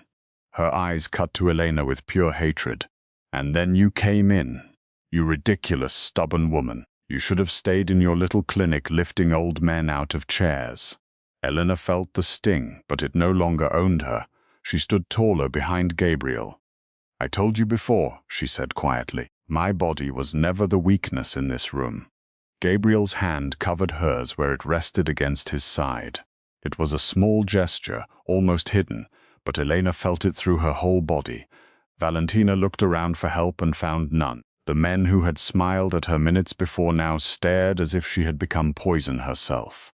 Marco gave another quiet order. 2 guards stepped forward and took her by the arms. She fought at first, not with strength but with disbelief, as if beauty and status had always been enough to keep consequences away. Gabriel, she cried as they pulled her back. You need me. Gabriel's eyes were dark and empty of mercy. No, he said. I needed truth. I needed strength. You brought me poison. Elena brought me back to my feet. Valentina was taken from the hall, her voice fading down the corridor until even that disappeared. The lawyer followed under guard. The doctor's name was read aloud. The captains lowered their heads one by one, not just to Gabriel, but to the fact that the old order had shifted in front of them. Gabriel remained standing a few seconds longer, long enough for every man in the room to understand what they were seeing. Then Elena felt his body weaken. She tightened her hold before anyone else noticed. Sit, she whispered. For once, he murmured, breath rough with pain. I will listen. She helped him lower back into the chair with control and dignity. No collapse, no shame. The room watched, and this time no one looked at the chair first. They looked at the man. Then slowly, they looked at the woman standing behind him. Gabriel addressed the council from the chair, but nobody mistook it for defeat now. He named Marco temporary executor of internal security. He ordered every medical file reviewed, every household staff member questioned, every alliance Valentina had touched frozen until cleared. His voice was tired by the end, but steady. Elena stood beside him until the hall emptied, and the rain outside softened into a whisper against the glass. Only when they were alone did Gabriel let his head fall back against the chair. His face was pale, his lashes dark against his cheeks. That was foolish, Elena said. It worked. You could have fallen. You would have caught me. The simple trust in his voice made her look away for a moment. She was used to people needing her hands. She was not used to them trusting her heart. Gabriel reached for her wrist, not gripping, only holding lightly enough that she could leave if she wanted. Elena. She looked back. I cannot give you a normal life, he said. I will not insult you by pretending otherwise. My world is dark. It is dangerous. It asks too much from anyone who stands near me. I know, but I can give you truth. I can give you respect. And I can promise that no one in my house, my family, or my city will ever again make you feel small for being the woman strong enough to hold me up when everyone else was waiting for me to fall. Elena's eyes burned, but she smiled. That sounds almost like gratitude. It is more than gratitude. Gabriel's thumb moved gently across her wrist. You saw me when I could not stand, not the boss, not the chair me. Elena thought of the first day, of his cruel words and wounded pride, of the shake beside his chair and the rain against the windows. She thought of all the people who had looked at her and seen only size, softness, something to dismiss. In this mansion of marble and secrets, she had not become smaller to survive. She had become steadier, stronger. Impossible to ignore. Weeks passed, and Gabriel's recovery changed from a hidden battle into a quiet legend inside the Russo estate. He worked every morning with Elena in the West recovery room, no longer fighting her instructions just to prove he could. He still cursed when pain came. He still glared when she made him repeat an exercise. But now, beneath the anger, there was trust. First he stood for 10 seconds, then 30. Then he took 2 steps between the bars, Elena beside him, her hands ready but not holding unless he needed her. The household watched from doorways when they thought no one noticed. Men who had once doubted her lowered their eyes with respect. Marco began asking her opinion before calling doctors. Gabriel refused every recovery shake unless Elena approved it herself, and even then he preferred coffee because, as he told her, poison had ruined vanilla for him forever. By spring, the mansion gates opened to sunlight instead of rain. The roses in the vases no longer smelled like a lie. One evening, during a family gathering in the garden, Gabriel stood from his chair without warning. A hush fell over the stone terrace. Elena turned, startled, but he was already on his feet, one hand on the table, his body tense with effort, his eyes locked on hers. He took one step, then another, and not far, not perfectly, but enough. When he reached her, he placed his hand at her waist, not to steady himself this time, but to bring her closer. Everyone saw. That was the point. This family watched me rise again because of Elena Hart. Gabriel said, his voice carrying across the garden. Remember that before you speak her name. Remember it before you question her place. She is not staff, she is not temporary. She is the woman who found the poison when all of you swallowed the lie. She is the strength this house did not know it needed. Elena's breath caught. She wanted to tell him he was being dramatic, because he was. But the words would not come. Gabriel looked down at her, and the hard lines of his face softened in a way that belonged only to her now. "What are you doing?" she whispered. "Standing," he said. "Because you told me I could." Then, in front of the family, the guards, the roses, and the mansion that had once felt like a beautiful tomb, Gabriel Russo lowered his forehead to Elena's and held her as if the entire city could burn, and he would still know where home was. Elena closed her eyes and let herself lean into him, not because she needed to be carried, not because she had been rescued, but because for once her strength did not have to stand alone. The woman everyone underestimated had walked into the house of a broken mafia king with nothing but a therapy bag, a steady voice, and a body the world had wrongly called too much. She had found the truth hidden in a glass, the betrayal hidden behind a diamond ring, and the man hidden beneath rage and shame. She had helped Gabriel Russo rise, but in doing so she had risen too. And from that day forward, no one in the Russo mansion ever again looked at Elena Hart and saw weakness. They saw the woman strong enough to make the most feared man in the city stand. The most feared man in the city sat alone in a room full of gold and felt poorer than the beggar sleeping under the bridge. Everyone knew Adrian Vale as the king of the East Side, the man whose name could empty a restaurant, silence a courtroom, and make grown men lower their eyes before he even spoke. He owned towers of glass that touched the clouds, cars that purred like wild animals, and houses so large that a person could get lost in them and still not find anything warm. Money followed him like a shadow, fear opened every door. Loyalty bowed at his feet, but at night, when the city lights burned against the windows of his penthouse and the women in silk dresses smiled at him, like he was a prize they had already spent, Adrian felt a hollow ache inside his chest that no empire could fill. He had learned long ago that power made people lie beautifully. Women touched his arm and told him he was fascinating, but their eyes drifted toward his watch. They laughed at his jokes before he even finished them, because they wanted his protection more than his humor. They called him handsome, dangerous, unforgettable, but what they really loved was the shape of his life around them. The private elevators, the velvet ropes, the black cars waiting outside, the way waiters shook when he entered a room, the way enemies became quiet when they saw who stood beside her. No one asked whether he slept. No one cared if his hands shook after a night of blood and business. No one wanted to know what kind of boy he had been before the city turned him into a weapon.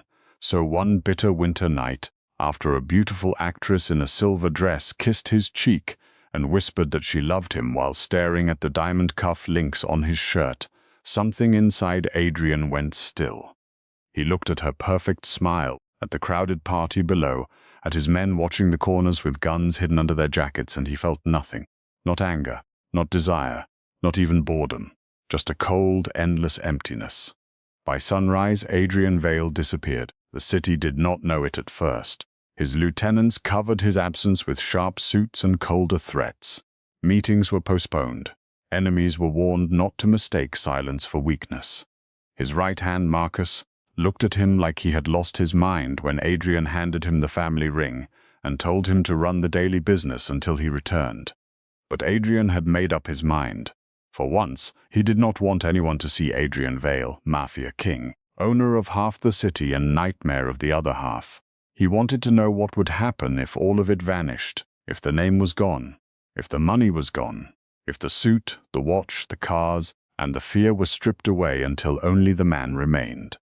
3 days later, Adrian sat outside a small neighborhood diner on Maple and Ninth wearing an old army jacket, worn boots, and a knit cap pulled low over his dark hair. His beard had grown rough along his jaw, and his face looked thinner under the yellow streetlight.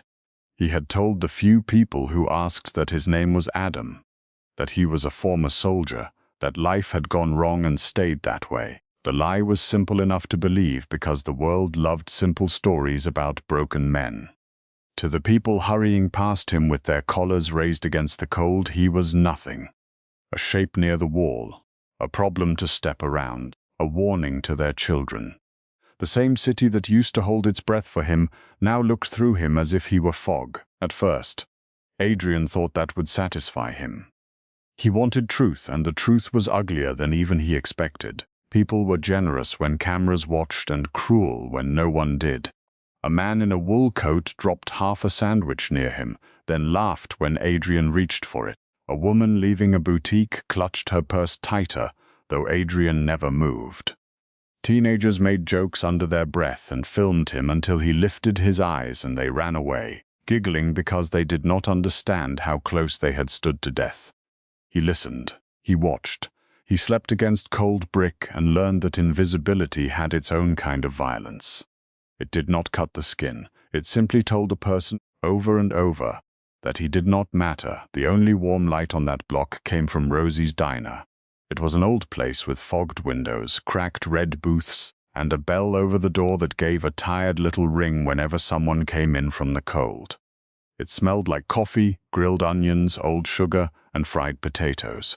The sign outside buzzed in pink and white, missing one letter, so at night it looked less like a business, and more like a memory trying not to go out. Adrian chose that doorway because it was close enough to the exhaust vent to feel some heat after midnight, and because from where he sat, he could watch people when they forgot anyone was watching. That was where he first saw Nora Bell. She came out the back door just after 2 in the morning, carrying 2 black trash bags almost as wide as her body. She was a big woman, soft and round, with full cheeks flushed from the kitchen heat and dark curls escaping from a messy bun under her paper diner cap. Her uniform was pale blue, stretched tight at the chest and hips, and her white apron had coffee stains along the pockets. Her feet dragged like they hurt. Her shoulders slumped with the weight of a long shift. But when she saw Adrian sitting near the dumpster, she stopped. Most people stopped in fear or disgust. Nora stopped as if she had found something important that someone else had dropped.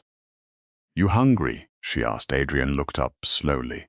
He had heard every tone a human voice could carry. Fear, want, false sweetness, sharp lies. Nora's voice held none of those. It was tired, plain, and careful, like she did not want to insult him by sounding too sorry for him. He gave the answer he had practiced. "I'm all right. No one sitting outside in this weather is all right." She glanced toward the diner door, then back at him. "Give me a minute." Before he could speak, she vanished inside. Adrian stayed where he was, half curious, half irritated by the strange tug in his chest. People had offered him coins in the past few days, mostly with faces turned away. A few had tossed food like feeding a stray animal. But Nora came back with a covered plate wrapped in foil, a paper cup of hot coffee, and 2 packets of sugar tucked beneath the lid. "It's meatloaf and mashed potatoes," she said, lowering the plate beside him instead of throwing it down. "Don't tell my boss. He counts leftovers like they're diamonds." Adrian stared at the food. Steam curled from the edge of the foil, carrying the smell of gravy and pepper.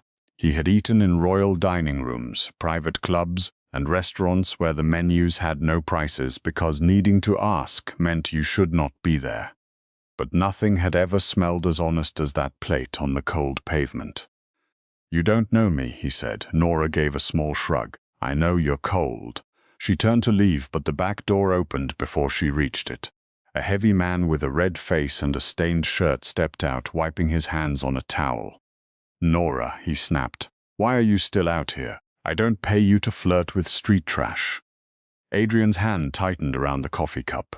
Something old and dangerous stirred inside him, quiet as a blade being drawn. Nora did not look at him. She lowered her eyes, but her voice stayed even. "I'm taking the trash out, Mr. Klein. Then take it out and move faster, and stop giving away food. You think I don't notice? You pay for anything missing from your check." Nora's cheeks darkened, not from the cold this time. "Yes, sir." Klein looked her up and down with a cruel little smile. "Maybe if you ate less of it yourself, there'd be more left for paying customers." The words landed hard enough that even Adrian felt them. Nora's fingers curled around the empty trash bag. For one terrible second, her face changed. The softness did not vanish, but it drew inward like a candle shielding itself from wind. Then she nodded, slipped past her boss, and went inside without answering.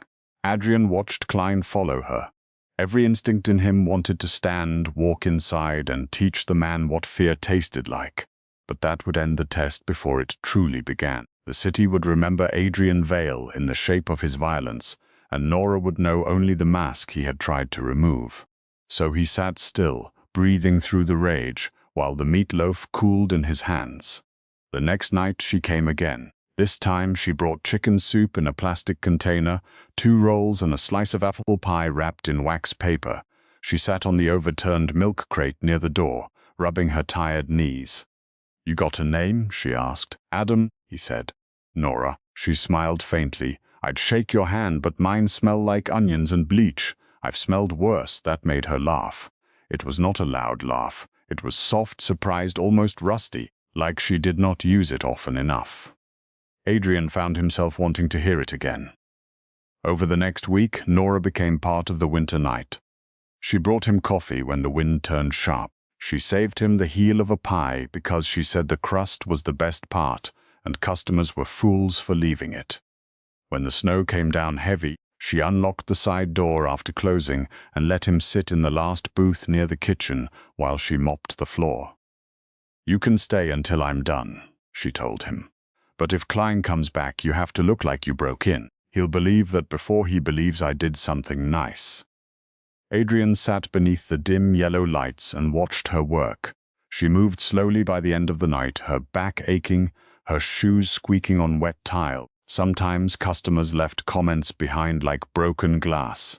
A group of men from a construction crew called her sweetheart, in a way that was not sweet at all, and laughed when she bent to pick up a dropped fork. A thin woman in a fur-trimmed coat asked if the diner had salads, then looked straight at Nora's body as if that were the real question. Klein barked at her for being too slow, too soft, too generous, too much. The world kept trying to make her smaller, but she kept filling coffee cups, warming plates, and slipping extra toast to an old man who counted coins before ordering. Adrian did not understand her at first. In his world, kindness was either weakness or strategy. A person gave because they wanted leverage. They smiled because they planned to bite. But Nora gave when no one clapped. She smiled when no one deserved it. She noticed the lonely widow who came in every Thursday and sat at the same booth. She remembered which trucker liked extra pepper. She boxed up pancakes for a mother who pretended she had already eaten so her little boy could finish the last sausage.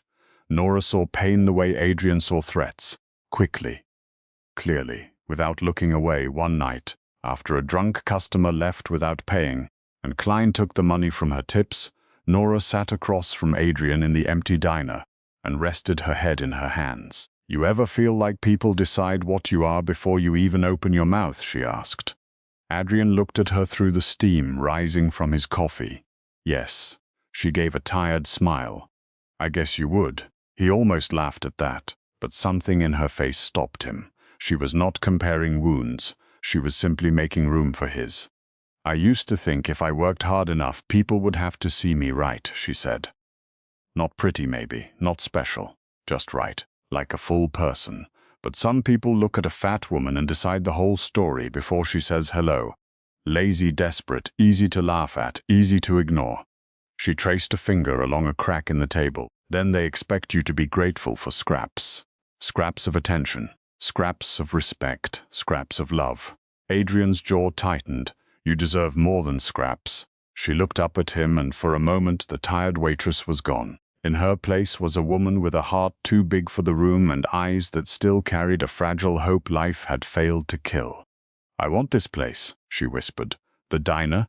Nora nodded, glancing around at the old booths and crooked pictures on the wall. Klein wants to sell eventually. He says the neighborhood is changing and some developer will pay him enough to retire somewhere warm. I've been saving for the deposit. Not much, but every little bit counts. I know people think it's silly. It's just a greasy little diner with bad floors and a broken sign. But I'd fix it. I'd keep the coffee cheap. I'd have a free meal board so people who can pay can buy a plate for someone who can't. I'd let kids come in after school when it's cold. I'd keep one booth open for people who just need to sit for a while and not be chased out. Her voice softened. I think a place can be more than a place. I think sometimes it can be the reason someone makes it through the night. Adrian could not speak.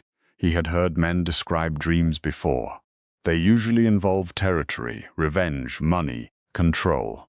Nora's dream was different. She did not want ownership so people would bow to her. She wanted it so no one would have to bow at all. She wanted power only to soften the world around her. Adrian looked at her across the scratched table and felt something inside him shift. Slow and frightening. He began returning to the diner before he needed food. He waited for her voice, for the little frown she made when she poured too much cream into his coffee. For the way she talked to him like he was not ruined. She asked about the army story he had invented, but never pushed when he gave short answers. She told him about rude customers, about her mother's old recipes, about the stray orange cat that lived behind the laundromat and trusted no one but her. She spoke of small things with a tenderness that made them feel sacred. And Adrian, who had built an empire by never needing anyone, started needing the sound of the bell over Rosie's door. He told himself it was only the test.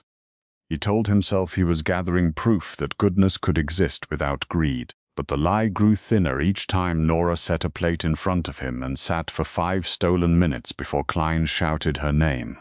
She did not look at him like a king or a monster. She looked at him like a man. She made him feel human, and that was more dangerous than any enemy he had ever faced, because enemies could be studied, bought, buried. But Nora's kindness had no handle he could grip. It came freely, and that made him suspicious. The old fear returned slowly. It whispered that no one was good without reason, that sooner or later everyone wanted something, that love, if it existed at all, was just hunger wearing perfume. Adrian hated himself for thinking it, when Nora had given him nothing but warmth.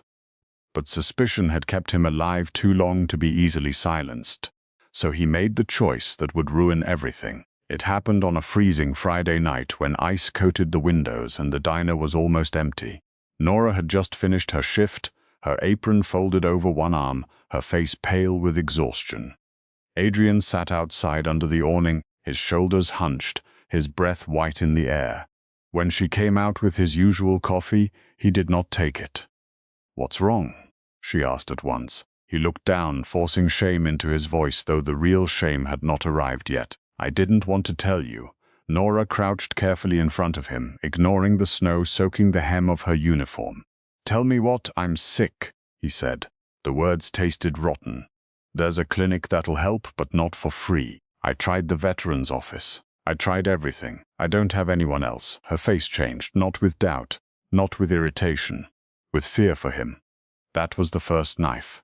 "How much?" she asked. Adrian named an amount large enough to matter. Large enough to hurt. Large enough to test the dream she had told him about in a whisper. Nora went very still. He saw the battle in her eyes. He watched her think of the diner deposit, the years of saving, the skipped meals, the extra shifts, the tired feet, the tiny future she had built coin by coin inside an old coffee can and a bank account no one knew about. He waited for her to protect herself. Part of him wanted her to. Part of him begged silently for her to prove him wrong by saying no. Instead, she swallowed hard and sat beside him on the cold pavement. "I have some money," she said quietly. "Not a lot, but maybe enough to get you started." "Nora, I can't take your savings." That part was true. It came out too rough, too close to real. She looked at him with tears bright in her eyes and gave him the saddest smile he had ever seen. "You said you don't have anyone else." Adrian's chest tightened so hard he could barely breathe. The next afternoon, she handed him an envelope behind the diner. Her hands shook as she passed it over. "It's not everything," she said. "I kept enough for rent, but it's most of what I had. You don't have to pay me back right away. Just promise me you'll go to the clinic." Adrian stared at the envelope. In his real life, the money inside would not have paid for the wine served at one of his dinners. But in Nora's life, it was years of hope. It was the diner sign repaired, the first month of ownership, the free meal board, the booth for lonely people. It was her dream folded into paper and placed in his hand. And she gave it to him because she believed he needed it more. For the first time in many years, Adrian Vale felt afraid of himself. He wanted to confess right there. He wanted to take off the disguise, kneel in the dirty snow, and tell her that he had more money than anyone should have, that he had lied, that he had no right to measure the size of her heart by cutting it open. But before he could speak, the diner door slammed open behind them. "Nora!" Klein shouted. "Inside now. We've got trouble." The fear in his voice was wrong. Klein was cruel, but he was rarely scared. Nora turned and hurried inside. Adrian followed slowly, the envelope still burning in his hand. 3 men stood near the counter in heavy coats, their faces hard, their eyes empty. The tallest one tapped a ring against the glass display case while the youngest blocked the door. Customers sat frozen in their booths, forks lowered, voices gone. Klein stood by the register, sweating through his shirt. "We already paid last month," Klein said, trying to sound firm and failing. The tall man smiled. "Price went up. This is a diner, not a casino. I don't have that kind of cash." "Then sell something."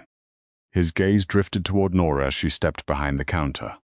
"Or someone." A soft chill moved through the room. Nora's face went pale, but she lifted her chin. "Leave him alone. You're scaring people." The man turned toward her amused. "And who are you supposed to be?" "She's nobody," Klein said quickly. Adrian's eyes went dark. Nora stepped out from behind the counter anyway. Her voice trembled, but she did not stop. "You can't come in here and threaten people. There are families who eat here. Old people, kids, workers who barely have enough to get through the week. Take your hands off the counter and leave." For one heartbeat, the whole diner seemed to hold its breath.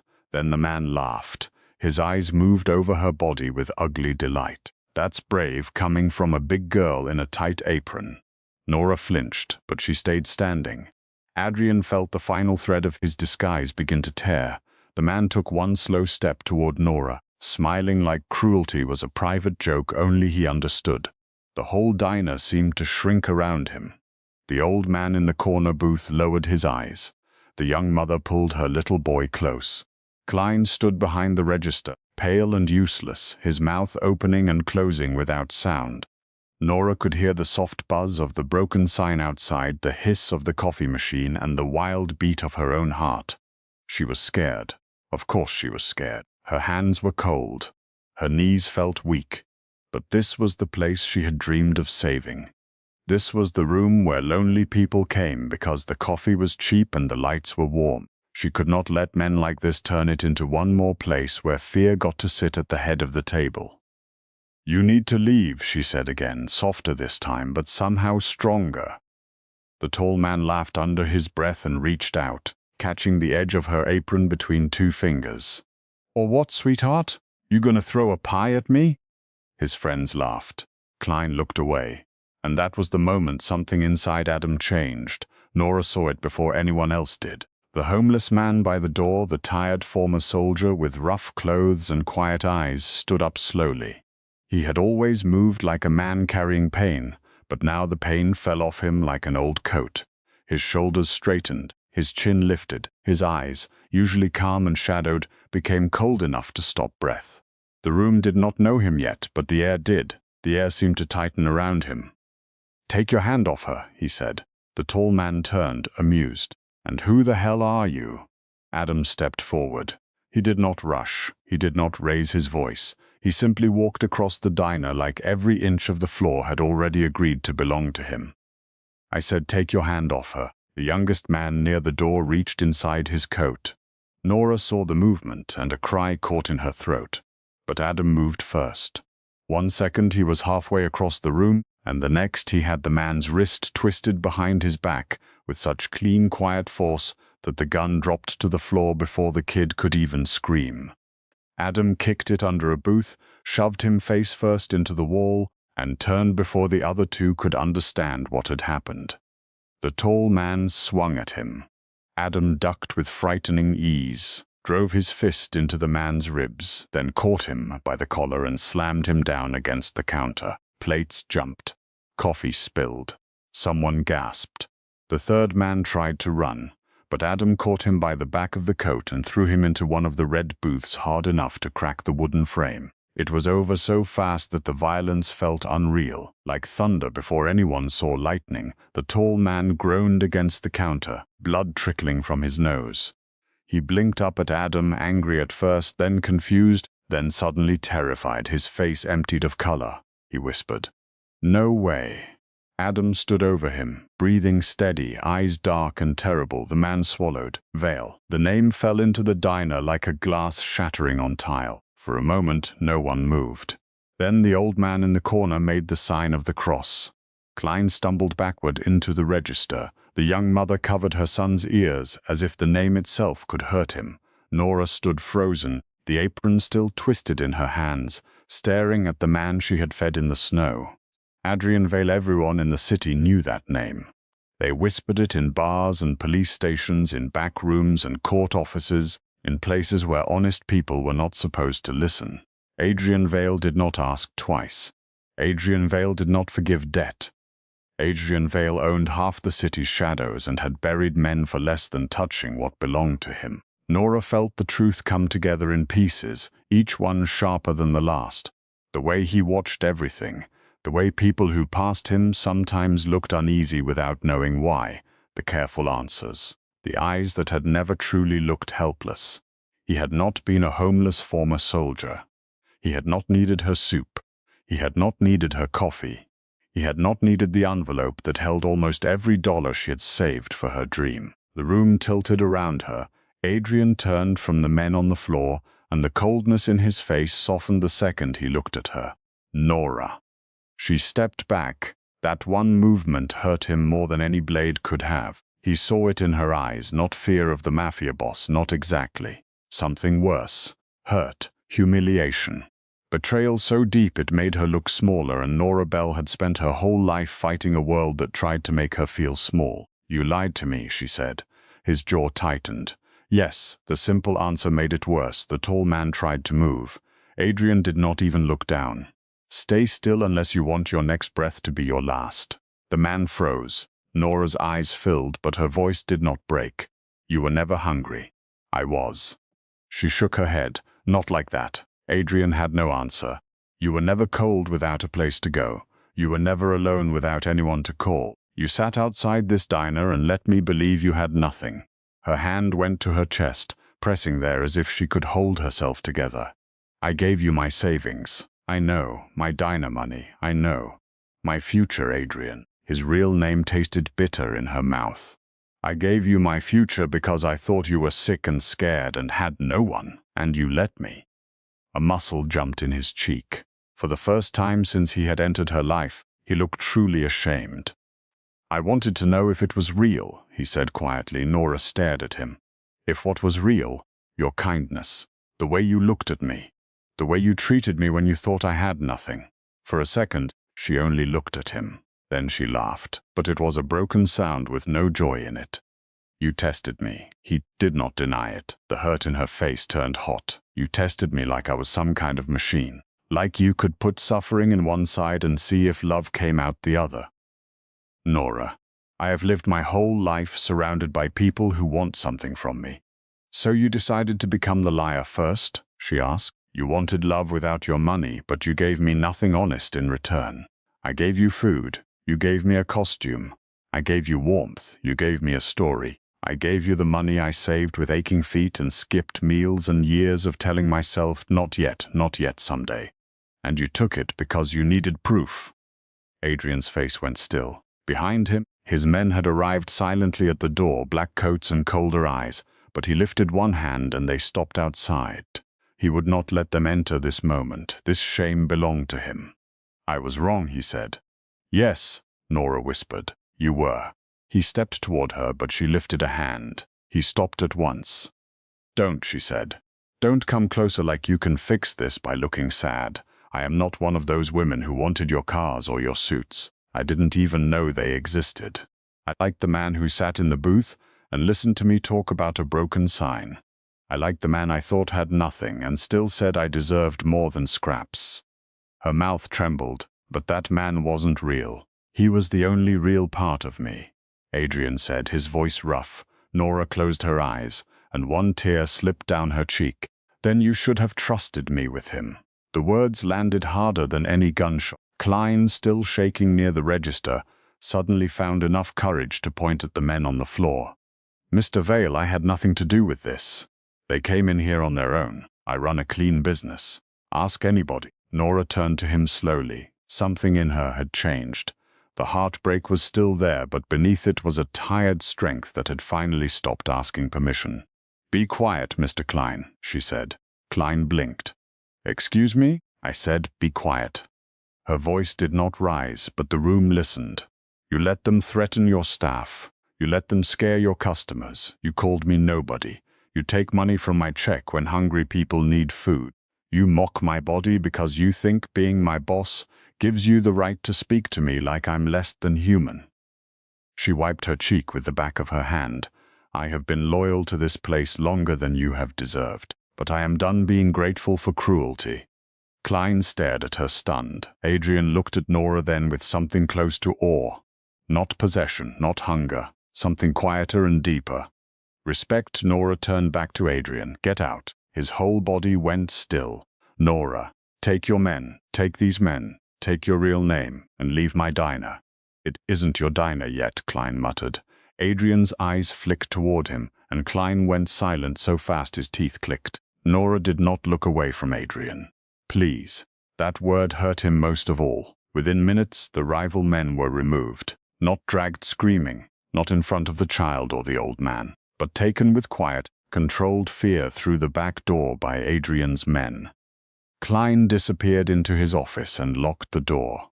The customers slowly gathered their coats, leaving money on tables though no one had finished eating. Adrian stayed near the entrance, looking at Nora like a man standing outside the only church that had ever made him want to pray.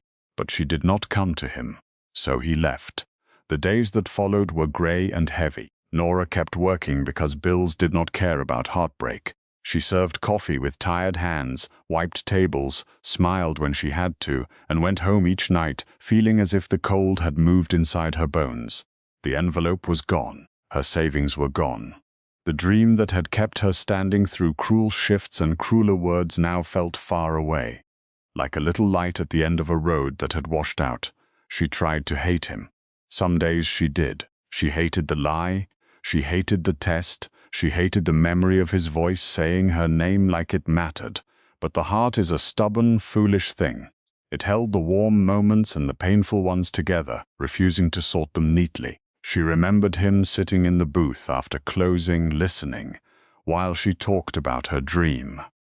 She remembered how he had looked at her when she said a place could help someone make it through the night. She remembered his hand closing around the coffee cup, his quiet laugh, his eyes in the snow. Then she remembered the envelope in his hand, and shame threw her all over again.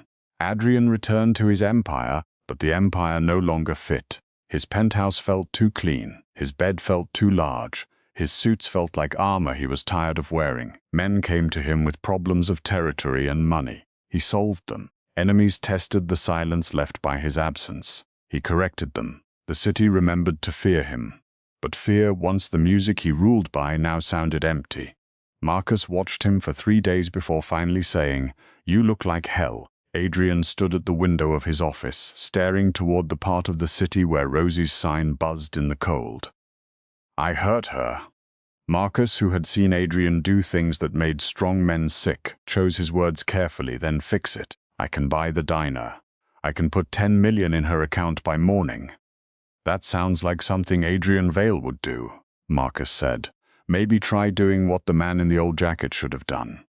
Adrian turned. "And what is that?" "Tell the truth. Then let her decide what to do with it." That was the hardest order Adrian had ever received. A week later, Nora came in for the morning shift and found the diner strangely quiet. Klein was not yelling from the kitchen. The register drawer was open but empty. The old cracked picture frames had been taken down from the walls. For one wild second she thought they had been robbed. Then she saw Adrian sitting in the last booth, not Adam, not fully Adrian Vale either. He wore dark trousers and a plain black coat. No watch, no ring, no men crowding the door. His beard was trimmed now, his hair neat, but there was no armor in his posture. He stood when he saw her. Nora stopped near the counter. "We're closed?" "No," he said. "Klein is gone." Her stomach dropped. "What did you do?" "I bought his debt from the bank, then bought the building before the developer could. Klein signed the sale last night and left town with more money than he deserved." Nora's face hardened. "So you bought my workplace?" "Yes," she gave a bitter smile. "Of course you did." Adrian took a slow breath, and then I transferred it. "To who?" He reached into his coat and placed a folder on the nearest table. "To you." Nora stared at the folder but did not touch it. "The building, the business, the equipment, the name if you want it, though I think you should change it. Everything is legally yours. No loans, no hidden partners, no conditions, no debt." Her voice came out small despite her effort. "Why? Because I took something from you that I had no right to touch. Your money is back in your account, 10 times over, but I know that does not repair what I did. The diner is not a gift meant to impress you. It is not a chain. It is not a way to buy forgiveness." His voice lowered. "It is repayment for the future I made you risk. It is also the closest thing I know to justice." Nora looked at him for a long time. "You think giving me papers fixes a lie? No. You think money makes pain clean? No. You think because you're powerful, you can walk in here and rewrite the ending." Adrian swallowed. "No, that is what I used to think. I am trying to learn the difference." That quiet answer unsettled her more than any speech could have. He stepped back from the folder, giving her space. "I need you to hear this, and then I will leave if you tell me to. Testing you was the greatest shame of my life. Not because it failed, because it worked, and I realized I had made your goodness suffer just so my fear could feel safe." His eyes held hers. "You owed me nothing, not food, not warmth, not money, not love. And I had no right to measure your heart while hiding mine." Nora's throat tightened. "I wanted someone to love me without the empire," he continued. "But I did not give you the same honesty. You gave me truth. I gave you theater. You gave me sacrifice. I gave you a wound. I am sorry, Nora. No excuse. No sad story to make it softer. I was wrong." The diner was silent around them. Morning light slipped through the windows and touched the folder on the table. Nora finally walked over and opened it. Her name was there, Nora Bell, owner.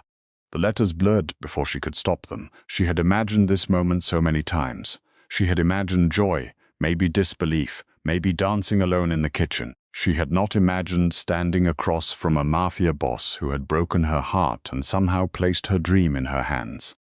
"I don't forgive you today," she said. Adrian nodded. "I know. I don't know if I will tomorrow. I know. And if this is mine, it is mine. Not yours through me. Not protected by men who scare people at the door. Not turned into some shiny rich man's project. For as long as I breathe, no one will force your hand here," he said, "including me."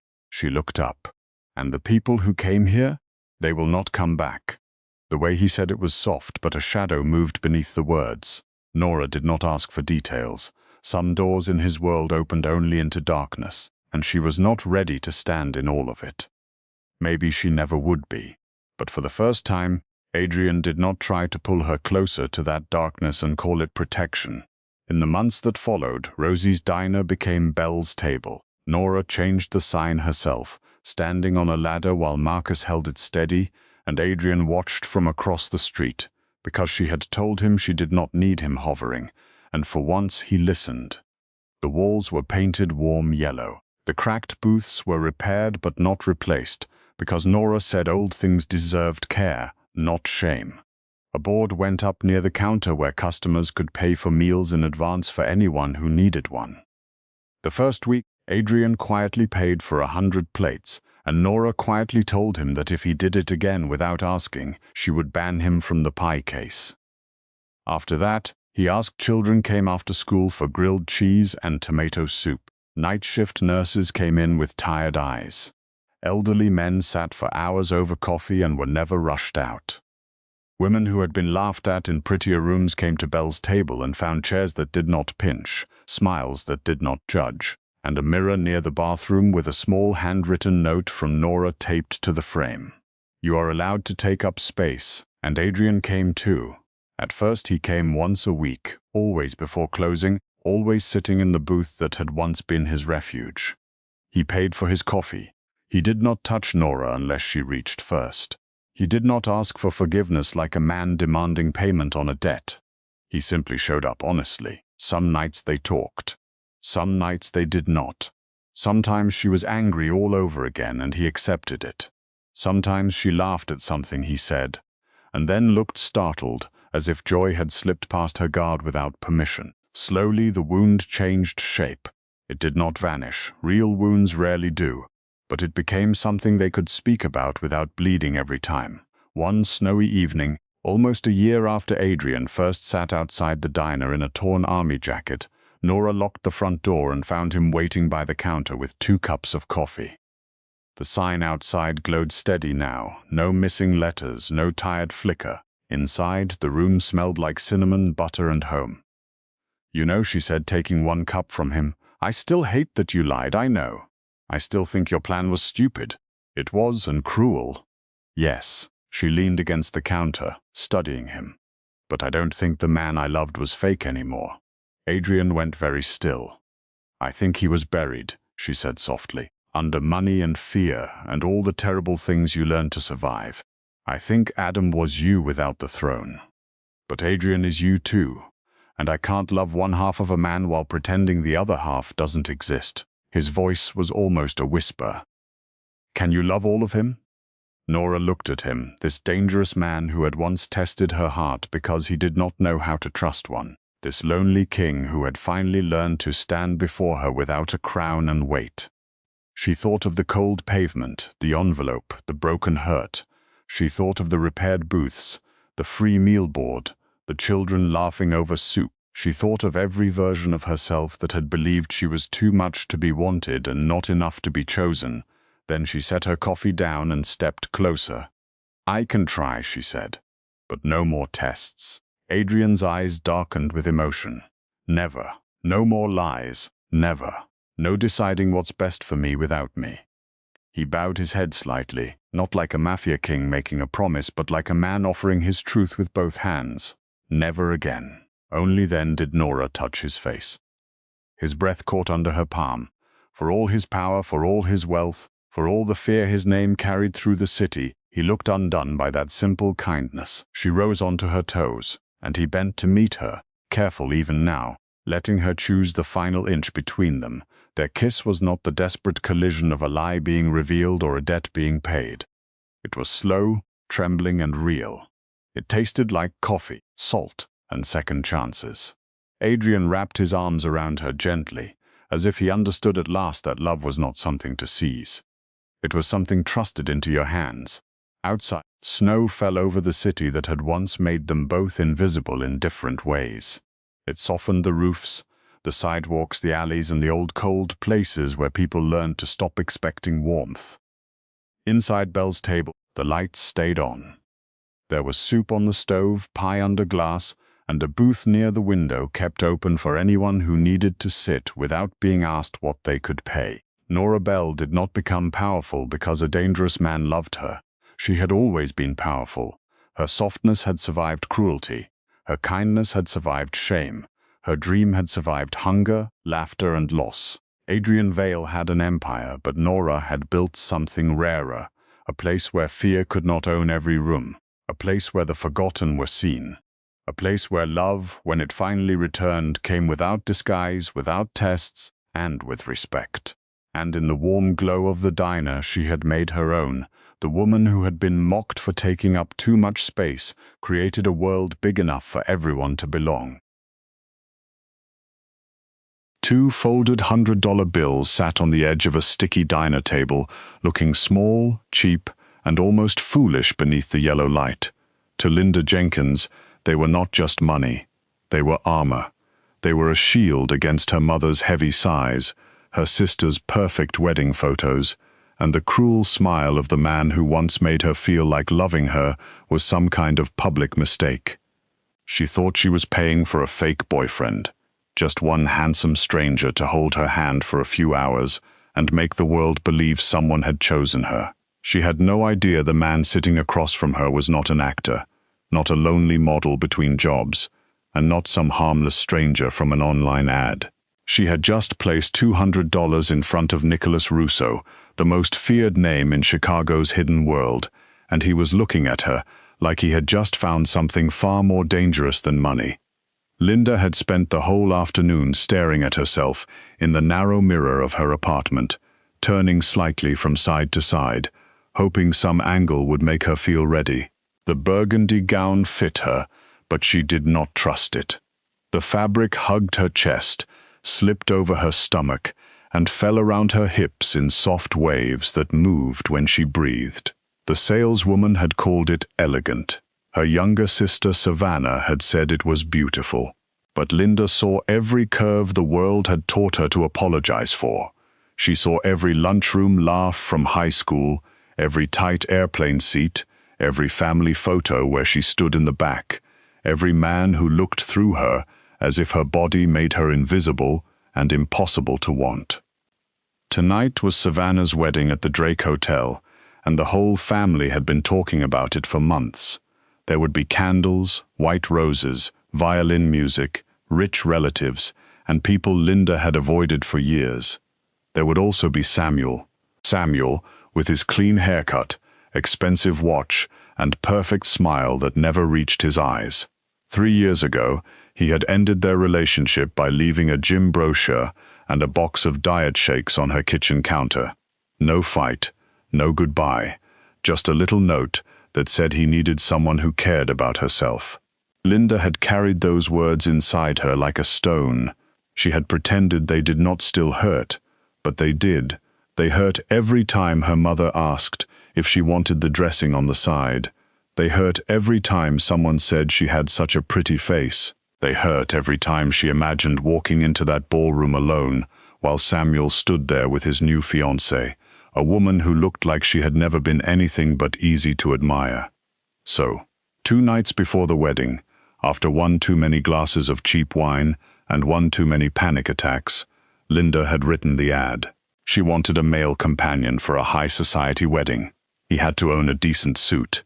He had to be willing to pretend they were in love. He had to be normal. She would pay $200, plus dinner and drinks.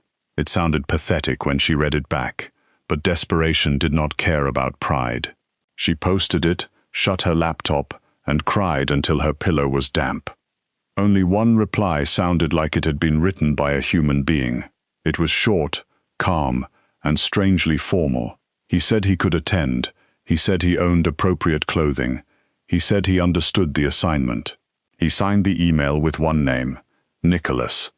That was why Linda was now sitting in a diner off the highway, nervously tearing a napkin into tiny white pieces, while the $200 waited inside her purse. The place smelled like burnt coffee, old grease, and rain-soaked coats. A tired waitress moved between booths with a pot of coffee in one hand and no interest in anyone's problems. Linda kept looking toward the door, expecting a nervous theater kid, maybe a divorced man with kind eyes, maybe someone who had borrowed a suit from his cousin. Then the bell above the door rang, and the diner seemed to hold its breath. The man who walked in did not belong there. He was tall, broad, and dressed in a dark suit that looked too perfect for a midnight diner. His hair was swept back from a face that seemed carved rather than born, all sharp lines and shadowed eyes. He did not glance around like a lost man. He scanned the room slowly, noticing everything, and when his gaze landed on Linda, she felt it like a hand around her wrist.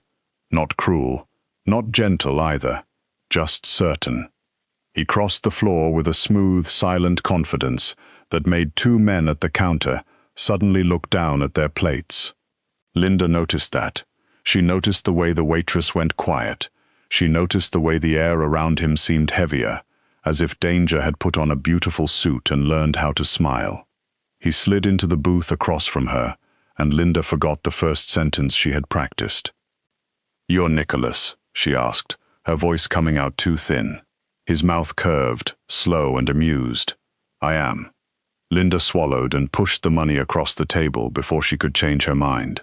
"Okay, so, I'm Linda. I'm not looking for anything weird. This is just a fake date. My sister is getting married tonight. My ex is going to be there. My family is going to act like I'm a sad little warning sign, and I need someone to stand next to me and make it look like I'm not alone." Nicholas looked at the bills, then at her face. His dark eyes were steady, almost too steady. Linda expected him to laugh or look uncomfortable. He did neither. "I need you to hold my hand," she continued, because if she stopped talking, she might run. "Say we met at a bookstore or a coffee shop or something normal. Smile at my mother. Don't start any drama. And when my ex looks at me like I'm still the girl he threw away, I need you to look at me like I matter. Just for tonight." For a moment, Nicholas said nothing. The truth was, Nicholas Russo had not come to that diner to answer a lonely woman's ad. He had come there because one of his informants was supposed to deliver a name, and that name could decide whether a quiet war stayed quiet or turned the city red by morning. But the second Nicholas stepped inside, he had seen the two men at the counter. Their jackets were too loose, their shoulders too stiff, their eyes too hungry. They were not eating, they were watching. Moretti scouts, most likely, waiting to confirm he was alone. Then he saw Linda in the corner booth, her phone open, fear in her eyes, $200 ready in her purse, and a lie waiting to save her from humiliation. Nicholas did what men like him survived by doing. He adapted. But now, sitting across from her, he found himself less amused by the convenience of her and more interested in the ache beneath her bravery. She was frightened, yes, but she was not weak. She had walked into a diner to hire dignity for one night because the people who should have protected her had trained her to expect pain. There was something about that quiet honesty, something about the way she named her own hurt before anyone else could use it against her, that pulled at a place inside him he had believed long dead. He placed one finger on the bills and pushed them back. "Pay me after," he said. Linda blinked. "After?" "After I do the job correctly." Despite herself, she almost smiled. "And you know how to be a convincing boyfriend." Nicholas leaned back, his gaze never leaving hers. "I can be very convincing." A strange warmth moved through Linda's chest, and she hated how much she liked his voice. It was low, calm, and rough at the edges, the kind of voice that could make a promise sound like a secret. She tucked the money back into her purse with shaking fingers and told herself this was a business arrangement. Nothing more. A very strange, very handsome business arrangement. He asked for the time, the hotel, her address, and the names of the people who mattered. Linda told him everything in nervous bursts: Savannah, the bride; Brenda, the mother; Samuel, the ex; Jessica, the new fiancée. Nicholas listened as if each name was being stored somewhere permanent. When she mentioned Samuel's note, his face changed for less than a second, but Linda saw it. A small shadow passed through his eyes. It was gone quickly, replaced by that smooth, unreadable calm. "I'll pick you up at 7, he said, standing. Linda looked up at him, suddenly aware of how large he was. "You don't need my money now?" "No. What if I don't pay you?" His smile deepened, but it did not feel threatening. It felt almost amused by the idea. "Then I'll survive the loss." Before she could think of an answer, he turned and walked out. The bell above the door rang again. The two men at the counter waited 3 seconds, dropped cash beside their untouched plates, and followed him into the night. Linda sat frozen in the booth, her hands wrapped around her cold coffee. Something about him had been wrong. Not bad exactly, but wrong in the way a storm cloud was wrong, when the sky had been clear a moment before. Still, for the first time in days, she did not feel like she was walking into the wedding alone. At 7 that evening, Linda stood outside her apartment building in the burgundy gown, with her heart pounding so hard it made her earrings tremble. She had done her makeup twice, and cried once, then fixed it again. The streetlights had just flickered on when a matte black Audi rolled to the curb, silent and polished, like something from a dream she could not afford. The back door opened, and Nicholas stepped out in a black tuxedo. Linda forgot how to breathe. He looked less like a date and more like the kind of man people moved out of the way for without knowing why. The tux fit him perfectly. His watch caught the light. His dark eyes moved over her, not quickly, not rudely, but with such open attention that Linda felt herself crossing her arms over her stomach by habit. "I know," she said, before he could speak. "It's a lot." Nicholas stepped closer. His hands closed gently around her wrists and lowered her arms. His touch was warm, careful, and impossible to ignore. "Do not hide from people who have no right to judge you," he said. Linda stared at him, unable to find a joke, unable to make herself smaller. "You look beautiful," Nicholas added, softer now, "and tonight you let them see it." The words slipped under her skin before she could stop them.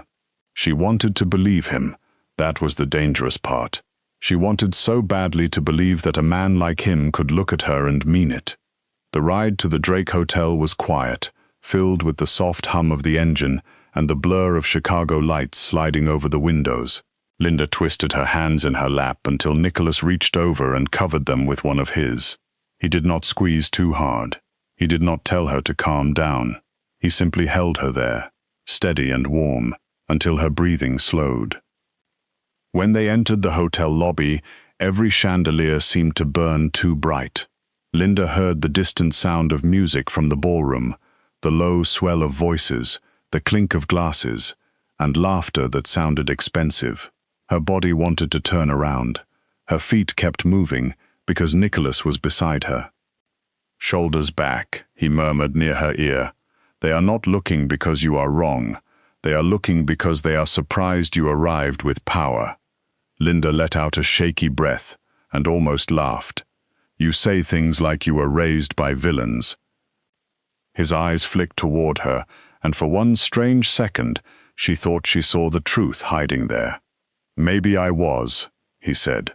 Then the ballroom doors opened. Savannah's wedding was everything Linda had expected, and worse. White roses climbed golden stands.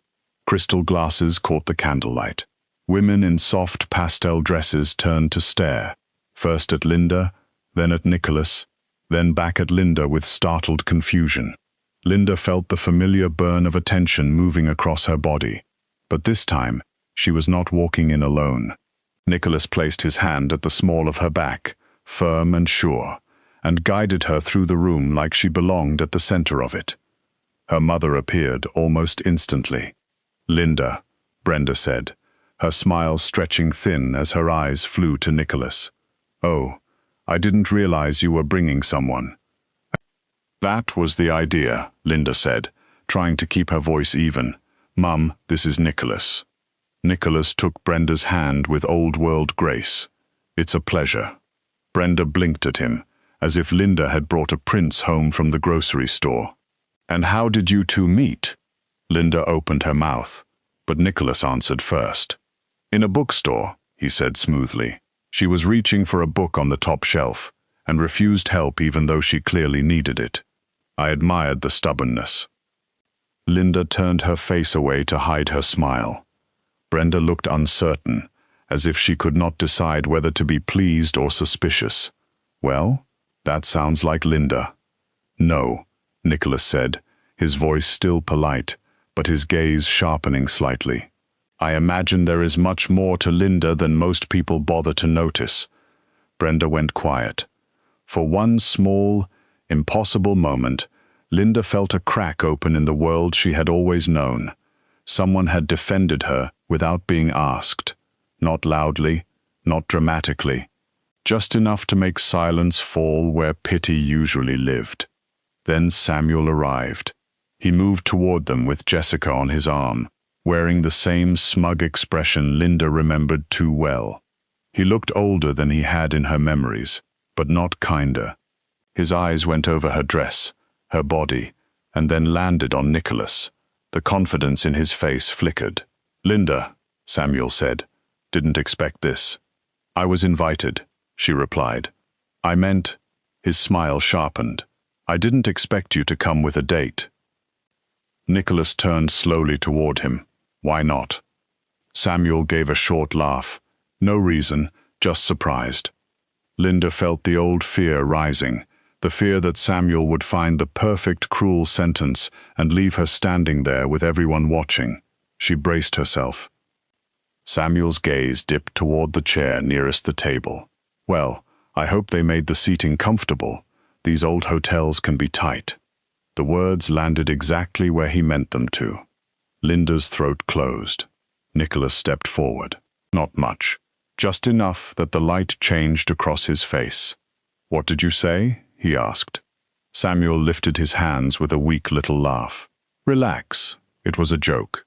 Nicholas smiled, but there was no warmth in it now. "Then explain it." The room near them had gone quiet. Jessica stared down at her champagne. Brenda looked frozen.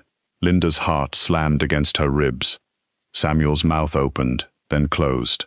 "I didn't mean anything." "Yes," Nicholas said softly. "You did." No one moved. Nicholas leaned closer, his voice low enough that only Samuel and Linda could hear every word. "A man who has to make a woman feel small in public is usually hiding how small he feels in private. I suggest you spend the rest of the evening hiding it quietly." Samuel's face went pale. Linda stared at Nicholas. She should have been embarrassed by the attention. She should have been frightened by the cool danger in his voice. Instead, something inside her stood up for the first time in years. Nicholas turned back to her, as if Samuel had already stopped existing. "Would you like to dance?" Linda looked at the polished floor, the watching guests, the perfect bridesmaids, the thin women in silk, the mother who did not know what to say, and the ex-boyfriend who had finally been made silent. "Yes," she whispered. Nicholas took her hand and led her into the music. He did not hold her like a joke, or a favor, or a secret. He held her close, one hand warm against her back, the other wrapped around her fingers, as if she were something rare. Linda could feel people staring, but the stares changed shape. They no longer felt like knives, they felt like questions. "Why are you doing this?" she asked softly. Nicholas looked down at her. "Doing what?" "Looking at me like that." His hand tightened slightly at her waist. "Like what?" "Like you forgot this is fake." For the first time all night, his expression shifted into something unguarded, something almost dangerous in its honesty.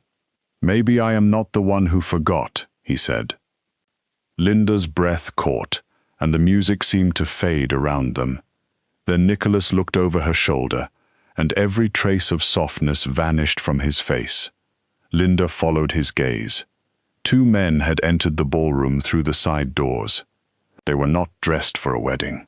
Their suits were cheap, their eyes cold, and one of them kept his hand tucked inside his jacket as he scanned the crowd. They were looking for someone. They were looking for Nicholas. His body went still against hers, all warmth turning to steel. "Linda," he said quietly, his mouth close to her ear, "do exactly what I say." A chill moved down her spine. "Nicholas, what's happening?" His hand closed around hers, firm and absolute. "We are leaving," he said, "right now." And before Linda could ask another question, the fake boyfriend she had bought for $200 began leading her out of the ballroom like a man who knew death had just walked in behind them. Nicholas did not run, but the force in his hand told Linda that running was very close. He moved through the ballroom with a calm that frightened her more than panic would have. The music still played behind them, soft and romantic, while guests laughed over champagne and white roses. No one else seemed to understand that something cold had entered the room. No one else seemed to feel the quiet danger spreading beneath the glow of the chandeliers. Linda kept her fingers locked around Nicholas's hand as he guided her past the gift table, past a group of cousins whispering into crystal glasses, and toward the side hallway that led away from the ballroom. Her burgundy gown brushed against chair legs and flower stands, and every part of her wanted to ask what was happening, but his face had turned into stone. The charming stranger from the diner was gone.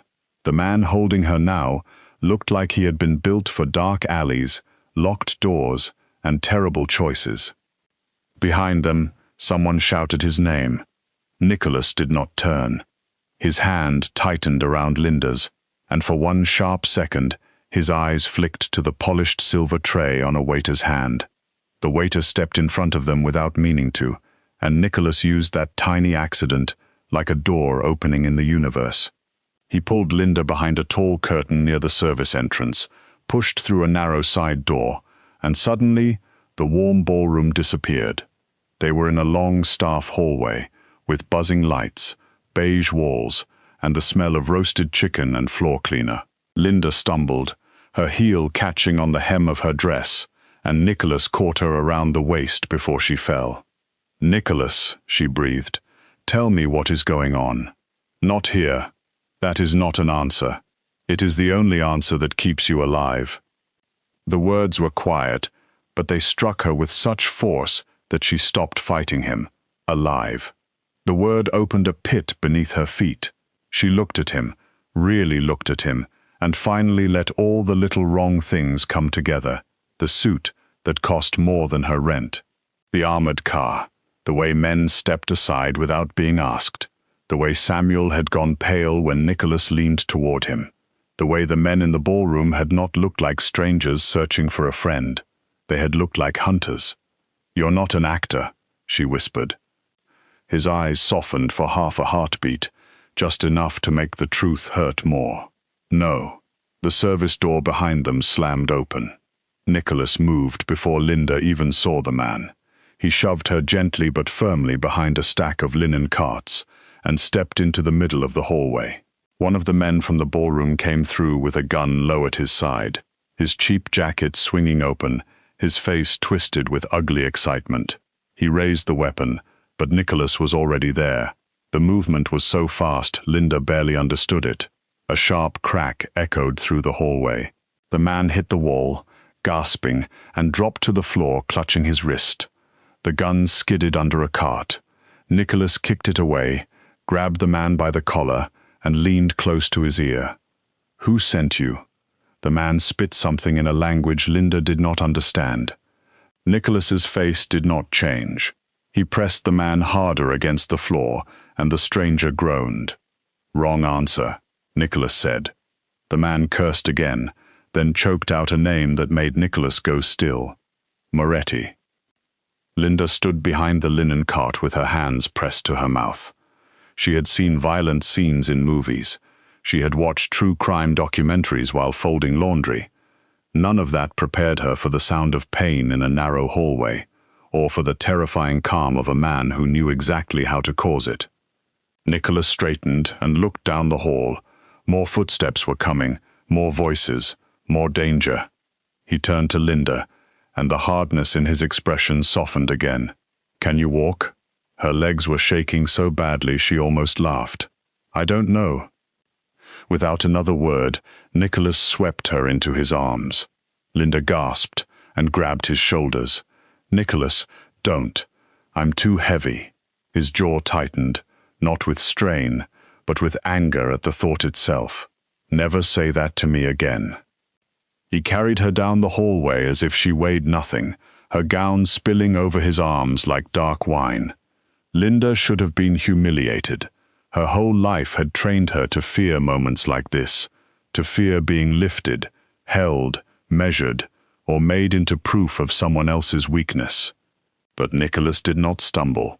He did not grunt. He did not look embarrassed. He held her like she was precious cargo in a burning city, and for one wild second, the fear inside her tangled with something dangerously close to wonder.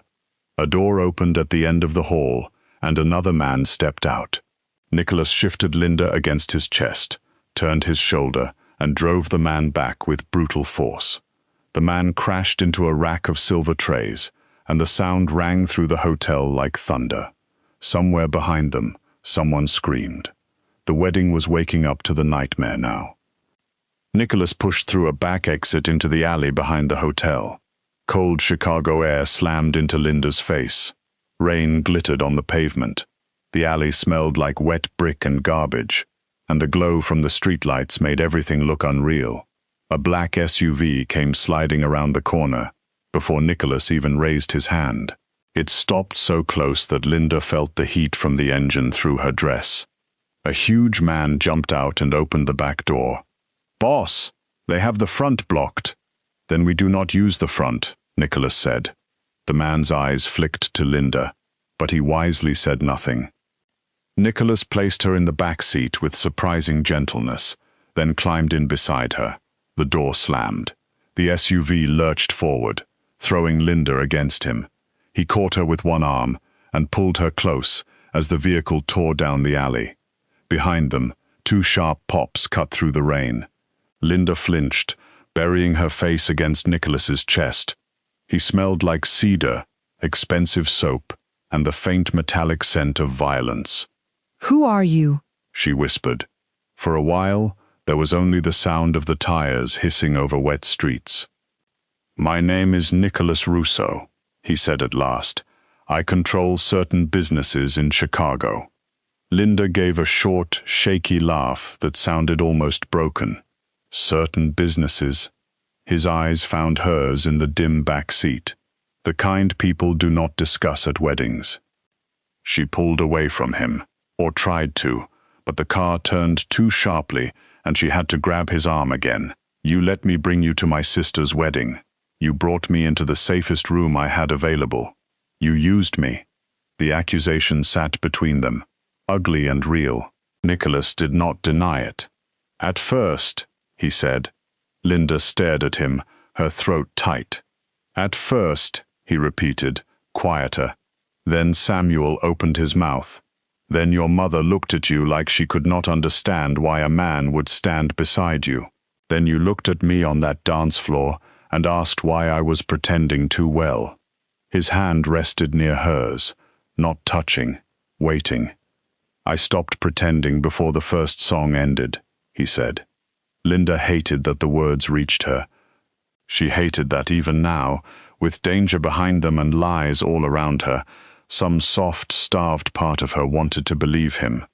The SUV slowed outside a private garage beneath a dark glass building near the river. Heavy doors opened, then closed behind them. Men with earpieces and hard eyes stood waiting. Nicholas helped Linda out, keeping himself between her and every shadow. They moved into an elevator that required his palm against a black scanner. Linda watched the numbers climb and felt her old life falling away beneath her, floor by floor. The elevator opened into a penthouse so quiet it felt like a church built for secrets. Floor-to-ceiling windows looked over the city, where rain blurred the lights into gold and silver rivers. The room was all dark wood, soft leather, and low lamps. It should have felt cold. Somehow, with Nicholas beside her, it felt like the eye of a storm. A woman in a black suit appeared with towels, slippers, and a first aid kit. Nicholas waved the men away, but let the woman approach. Linda realized her hand was bleeding, where a broken bead from her gown had cut her palm. She had not even felt it. The woman cleaned the cut gently and left without asking questions. Linda sat on the edge of a wide sofa, her burgundy dress damp at the hem, her hair falling loose around her face. Nicholas stood near the window, speaking softly into a phone. He looked calm, but Linda saw the tension in his shoulders. She heard pieces of the conversation. Moretti, hotel footage, Savannah protected, no civilian casualties. Find out who gave them the location. When he ended the call, Linda stood. My sister, she said. She is safe. Your family is safe. The wedding is being evacuated because of a reported gas leak. Linda almost laughed again. A gas leak. It works often enough. She wrapped her arms around herself. So that's it. You save me, hide me in a penthouse, and I'm supposed to be grateful? No, Nicholas said. You are supposed to be angry. You are supposed to be scared. You are supposed to ask every question you want, and I am supposed to answer. Something in his voice made her look up. He stepped closer, but not too close. For the first time since she had met him, he seemed careful with her, as if he understood that his power had become too large for the room. Why were those men after you? She asked. Because I refused a deal with the Moretti family. What kind of deal? The kind that would have put dangerous things into neighborhoods already bleeding. Linda studied him. You're saying you're a criminal with boundaries. His mouth curved slightly. I am saying monsters also have enemies. That is not comforting. No, he said, but it is honest. The word honest hung between them, fragile as glass. Linda looked at him, this man she had hired with 2 folded bills, this stranger who had lied to her and defended her and carried her through gunfire without making her feel like a burden. She wanted the world to be simple enough for him to be either villain or hero. He was not. He was something darker and stranger. He was a dangerous man who had looked at her as if her body was not a problem to solve, but a truth to honor. I need to go home, she said. Nicholas's face changed. Not tonight. That sounds like a command. It is a warning. Moretti's men saw you with me. They may think you matter. Linda's voice shook. Do I? He looked at her for a long moment. Yes. The answer was too simple, too heavy. Linda turned toward the window because she did not want him to see her cry. Below, Chicago stretched out in the rain, endless and glittering, a city full of people who had never noticed her. She thought of her apartment with the narrow mirror and the dress tags still in the trash. She thought of Samuel's note. She thought of her mother's silence. She thought of Nicholas lowering her arms and telling her not to hide. I was supposed to be embarrassed tonight, she whispered. That was all. I thought the worst thing that could happen was Samuel laughing at me. Nicholas came to stand beside her. He will never laugh at you again. She turned to him, eyes wet. That is exactly the kind of sentence that should terrify me. It should. Then why doesn't it? His gaze dropped to her mouth for a second, then lifted back to her eyes. Because for once, someone frightening is standing on your side. The soft fear inside her changed shape. It did not vanish. It became something wider, something full of dark light and terrible possibility. Linda knew she should step back. She knew any wise woman would demand a cab, call the police, and run from Nicholas Russo before his world swallowed her whole. But she also knew that the old life waiting for her was not safety. It was slow suffocation. It was making herself smaller for people who would never love her louder. It was pretending cruelty was concern. It was smiling through every wound. A phone rang on the table. Nicholas answered, listened, and his eyes sharpened. Put him through. He switched the call to speaker. A man's voice filled the room, smooth and amused. Russo, I hear you made quite a scene at a wedding. Nicholas went very still. Moretti. Linda's blood turned cold. I only wanted to talk, Moretti said. Your new girl made that difficult. Big woman in burgundy, yes? Hard to miss. I wonder how much she knows. Nicholas's hand curled into a fist at his side.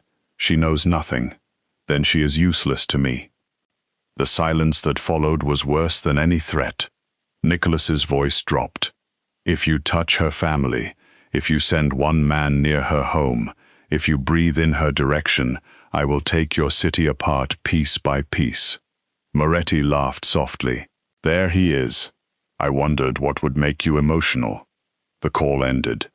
Linda could barely breathe. My family, already guarded. My apartment, watched. My life. Nicholas looked at her, and for the first time, she saw guilt in him. Real guilt. Changed. The word broke something open in her. She sank back onto the sofa, not because she was weak, but because the truth was too large to stand under. Nicholas knelt in front of her, still in his tuxedo, still dangerous, still impossible. He did not touch her until she nodded. Then he took her hands in his. I can get you out of Chicago, he said. New name, new apartment, money enough to never worry again. You can disappear from all of this. Linda searched his face. And you? I will handle Moretti. That means what I think it means, doesn't it? Yes. She looked down at their joined hands. His were scarred. Hers were soft. One palm wrapped in white gauze. Two different worlds, touching in the quiet after violence. And if I don't want to disappear? She asked. Nicholas looked up sharply. Linda's voice was still trembling, but something beneath it had turned steady. I spent my whole life disappearing. In family photos, in restaurants, in dressing rooms, in relationships. I hired you because I thought I needed a man to make people believe I mattered. But tonight, when Samuel tried to shame me, I didn't feel protected because you were handsome. I felt protected because you saw me before anyone else did. And I don't want to go back to being invisible. Nicholas stared at her like she had just changed the weather. What are you saying, Linda? She took a breath. I'm saying I want my life back. Not the old one, a better one. And if your world is already at my door, then I want to understand it before it decides what I am worth. A slow, dangerous admiration moved across his face. By morning, the city had changed around her. News reports spoke of a hotel evacuation, a private security incident, and an unnamed guest escorted away for safety. Savannah called crying, then laughing, then crying again, furious that Linda had vanished, and even more furious that she sounded strangely calm. Linda told her she was safe. She told her she would explain someday. She did not mention Nicholas standing beside her in a dark kitchen, making coffee as if he had not spent the night directing men through a quiet war. Over the next week, Linda learned that fear had many rooms. Some were loud, filled with guns, and names spoken in whispers. Others were soft, filled with silk robes, secure elevators, and Nicholas watching her from across a breakfast table as if he was still not used to finding her there. He did not make her a prisoner. He gave her choices, but every choice carried the weight of knowing too much. She could leave with protection. She could hide. Or she could stay long enough to help end the threat that had attached itself to her name. Linda stayed. Not because she was helpless, not because Nicholas told her to. She stayed because she was tired of being moved by other people's cruelty. And to everyone's surprise, including her own, Linda was good at noticing things. She noticed patterns in guest lists, in family seating charts, in charity boards, in wedding vendors, in the soft social world men like Nicholas often ignored.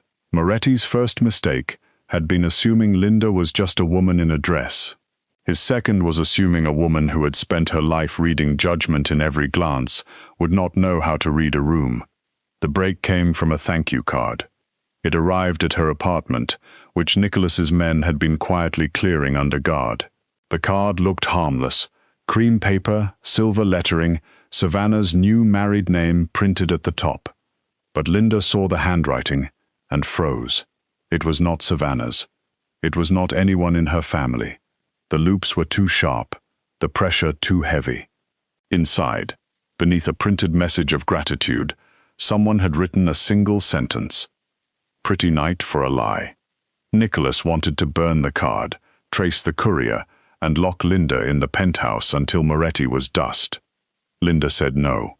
Her voice did not shake when she said it. She took the card, studied the silver ink, and remembered the wedding planner's assistant, a quiet man with pale eyes, who had hovered near the gift table and never once smiled. "He was at the hotel before your men arrived," Linda said. "He knew where the side doors were. He knew the seating. He knew where you would stand with me because I told the planner I wanted to avoid Samuel's table. Moretti did not find you through your world. He found you through mine." Nicholas looked at her then with something deeper than desire: respect. That night, Linda returned to the Drake Hotel, not in the burgundy gown that had seen blood and rain, but in a deep emerald dress Nicholas had brought in, without asking her to shrink herself into anyone else's idea of beauty. It fit her, like it had been made around her breath.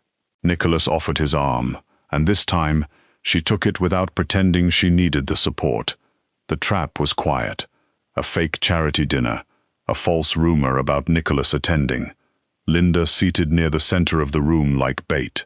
Though Nicholas hated the word so much he nearly broke a glass when she used it. She was afraid. Of course she was afraid. But beneath that fear was something new, a calm little flame. The wedding planner's assistant came through the service door just after dessert, carrying a tray he did not know how to balance. Linda saw his eyes move to the exits. She touched the emerald pendant at her throat, the signal Nicholas had insisted on, and the room shifted. Men who looked like waiters became guards. A violinist set down her bow and stepped away from the windows. Nicholas appeared from the shadow near the bar, and the assistant went pale. Moretti's men outside never made it past the garage. The assistant gave up the safe house before midnight. By dawn, Moretti's Chicago operation was gone so completely that the news called it a series of unrelated arrests, fires, and financial seizures. Nicholas did not tell Linda the details. He did not need to. She saw enough in his eyes when he came home as the sun rose over the river. He looked tired, dangerous, and alive. Linda was waiting by the window. "It's over?" she asked. "For you," he said. "Yes." "For you?" his silence answered. She crossed the room slowly. "Nicholas." He looked at her like her voice was the only thing that could still reach him. "I won't ask you to become someone else in a day," she said. "I'm not that naive, but I won't be another beautiful thing hidden in a penthouse while men decide the world outside. If I stay in your life, I stand beside you, not behind you." A faint smile touched his mouth. "You think you can give orders in my house?" Linda lifted her chin. "I think I paid $200 for 4 hours of fake love and somehow ended up negotiating with the devil. I deserve a promotion." For a second, Nicholas simply stared. Then he laughed. It was low, surprised, and real. The sound warmed the room more than sunrise. He stepped close, but this time he did not take. He waited. Linda reached for him first. The kiss was not gentle enough to be innocent, but it was careful enough to be a promise. His hands settled at her waist, not hiding her, not correcting her, not treating her like something fragile or shameful.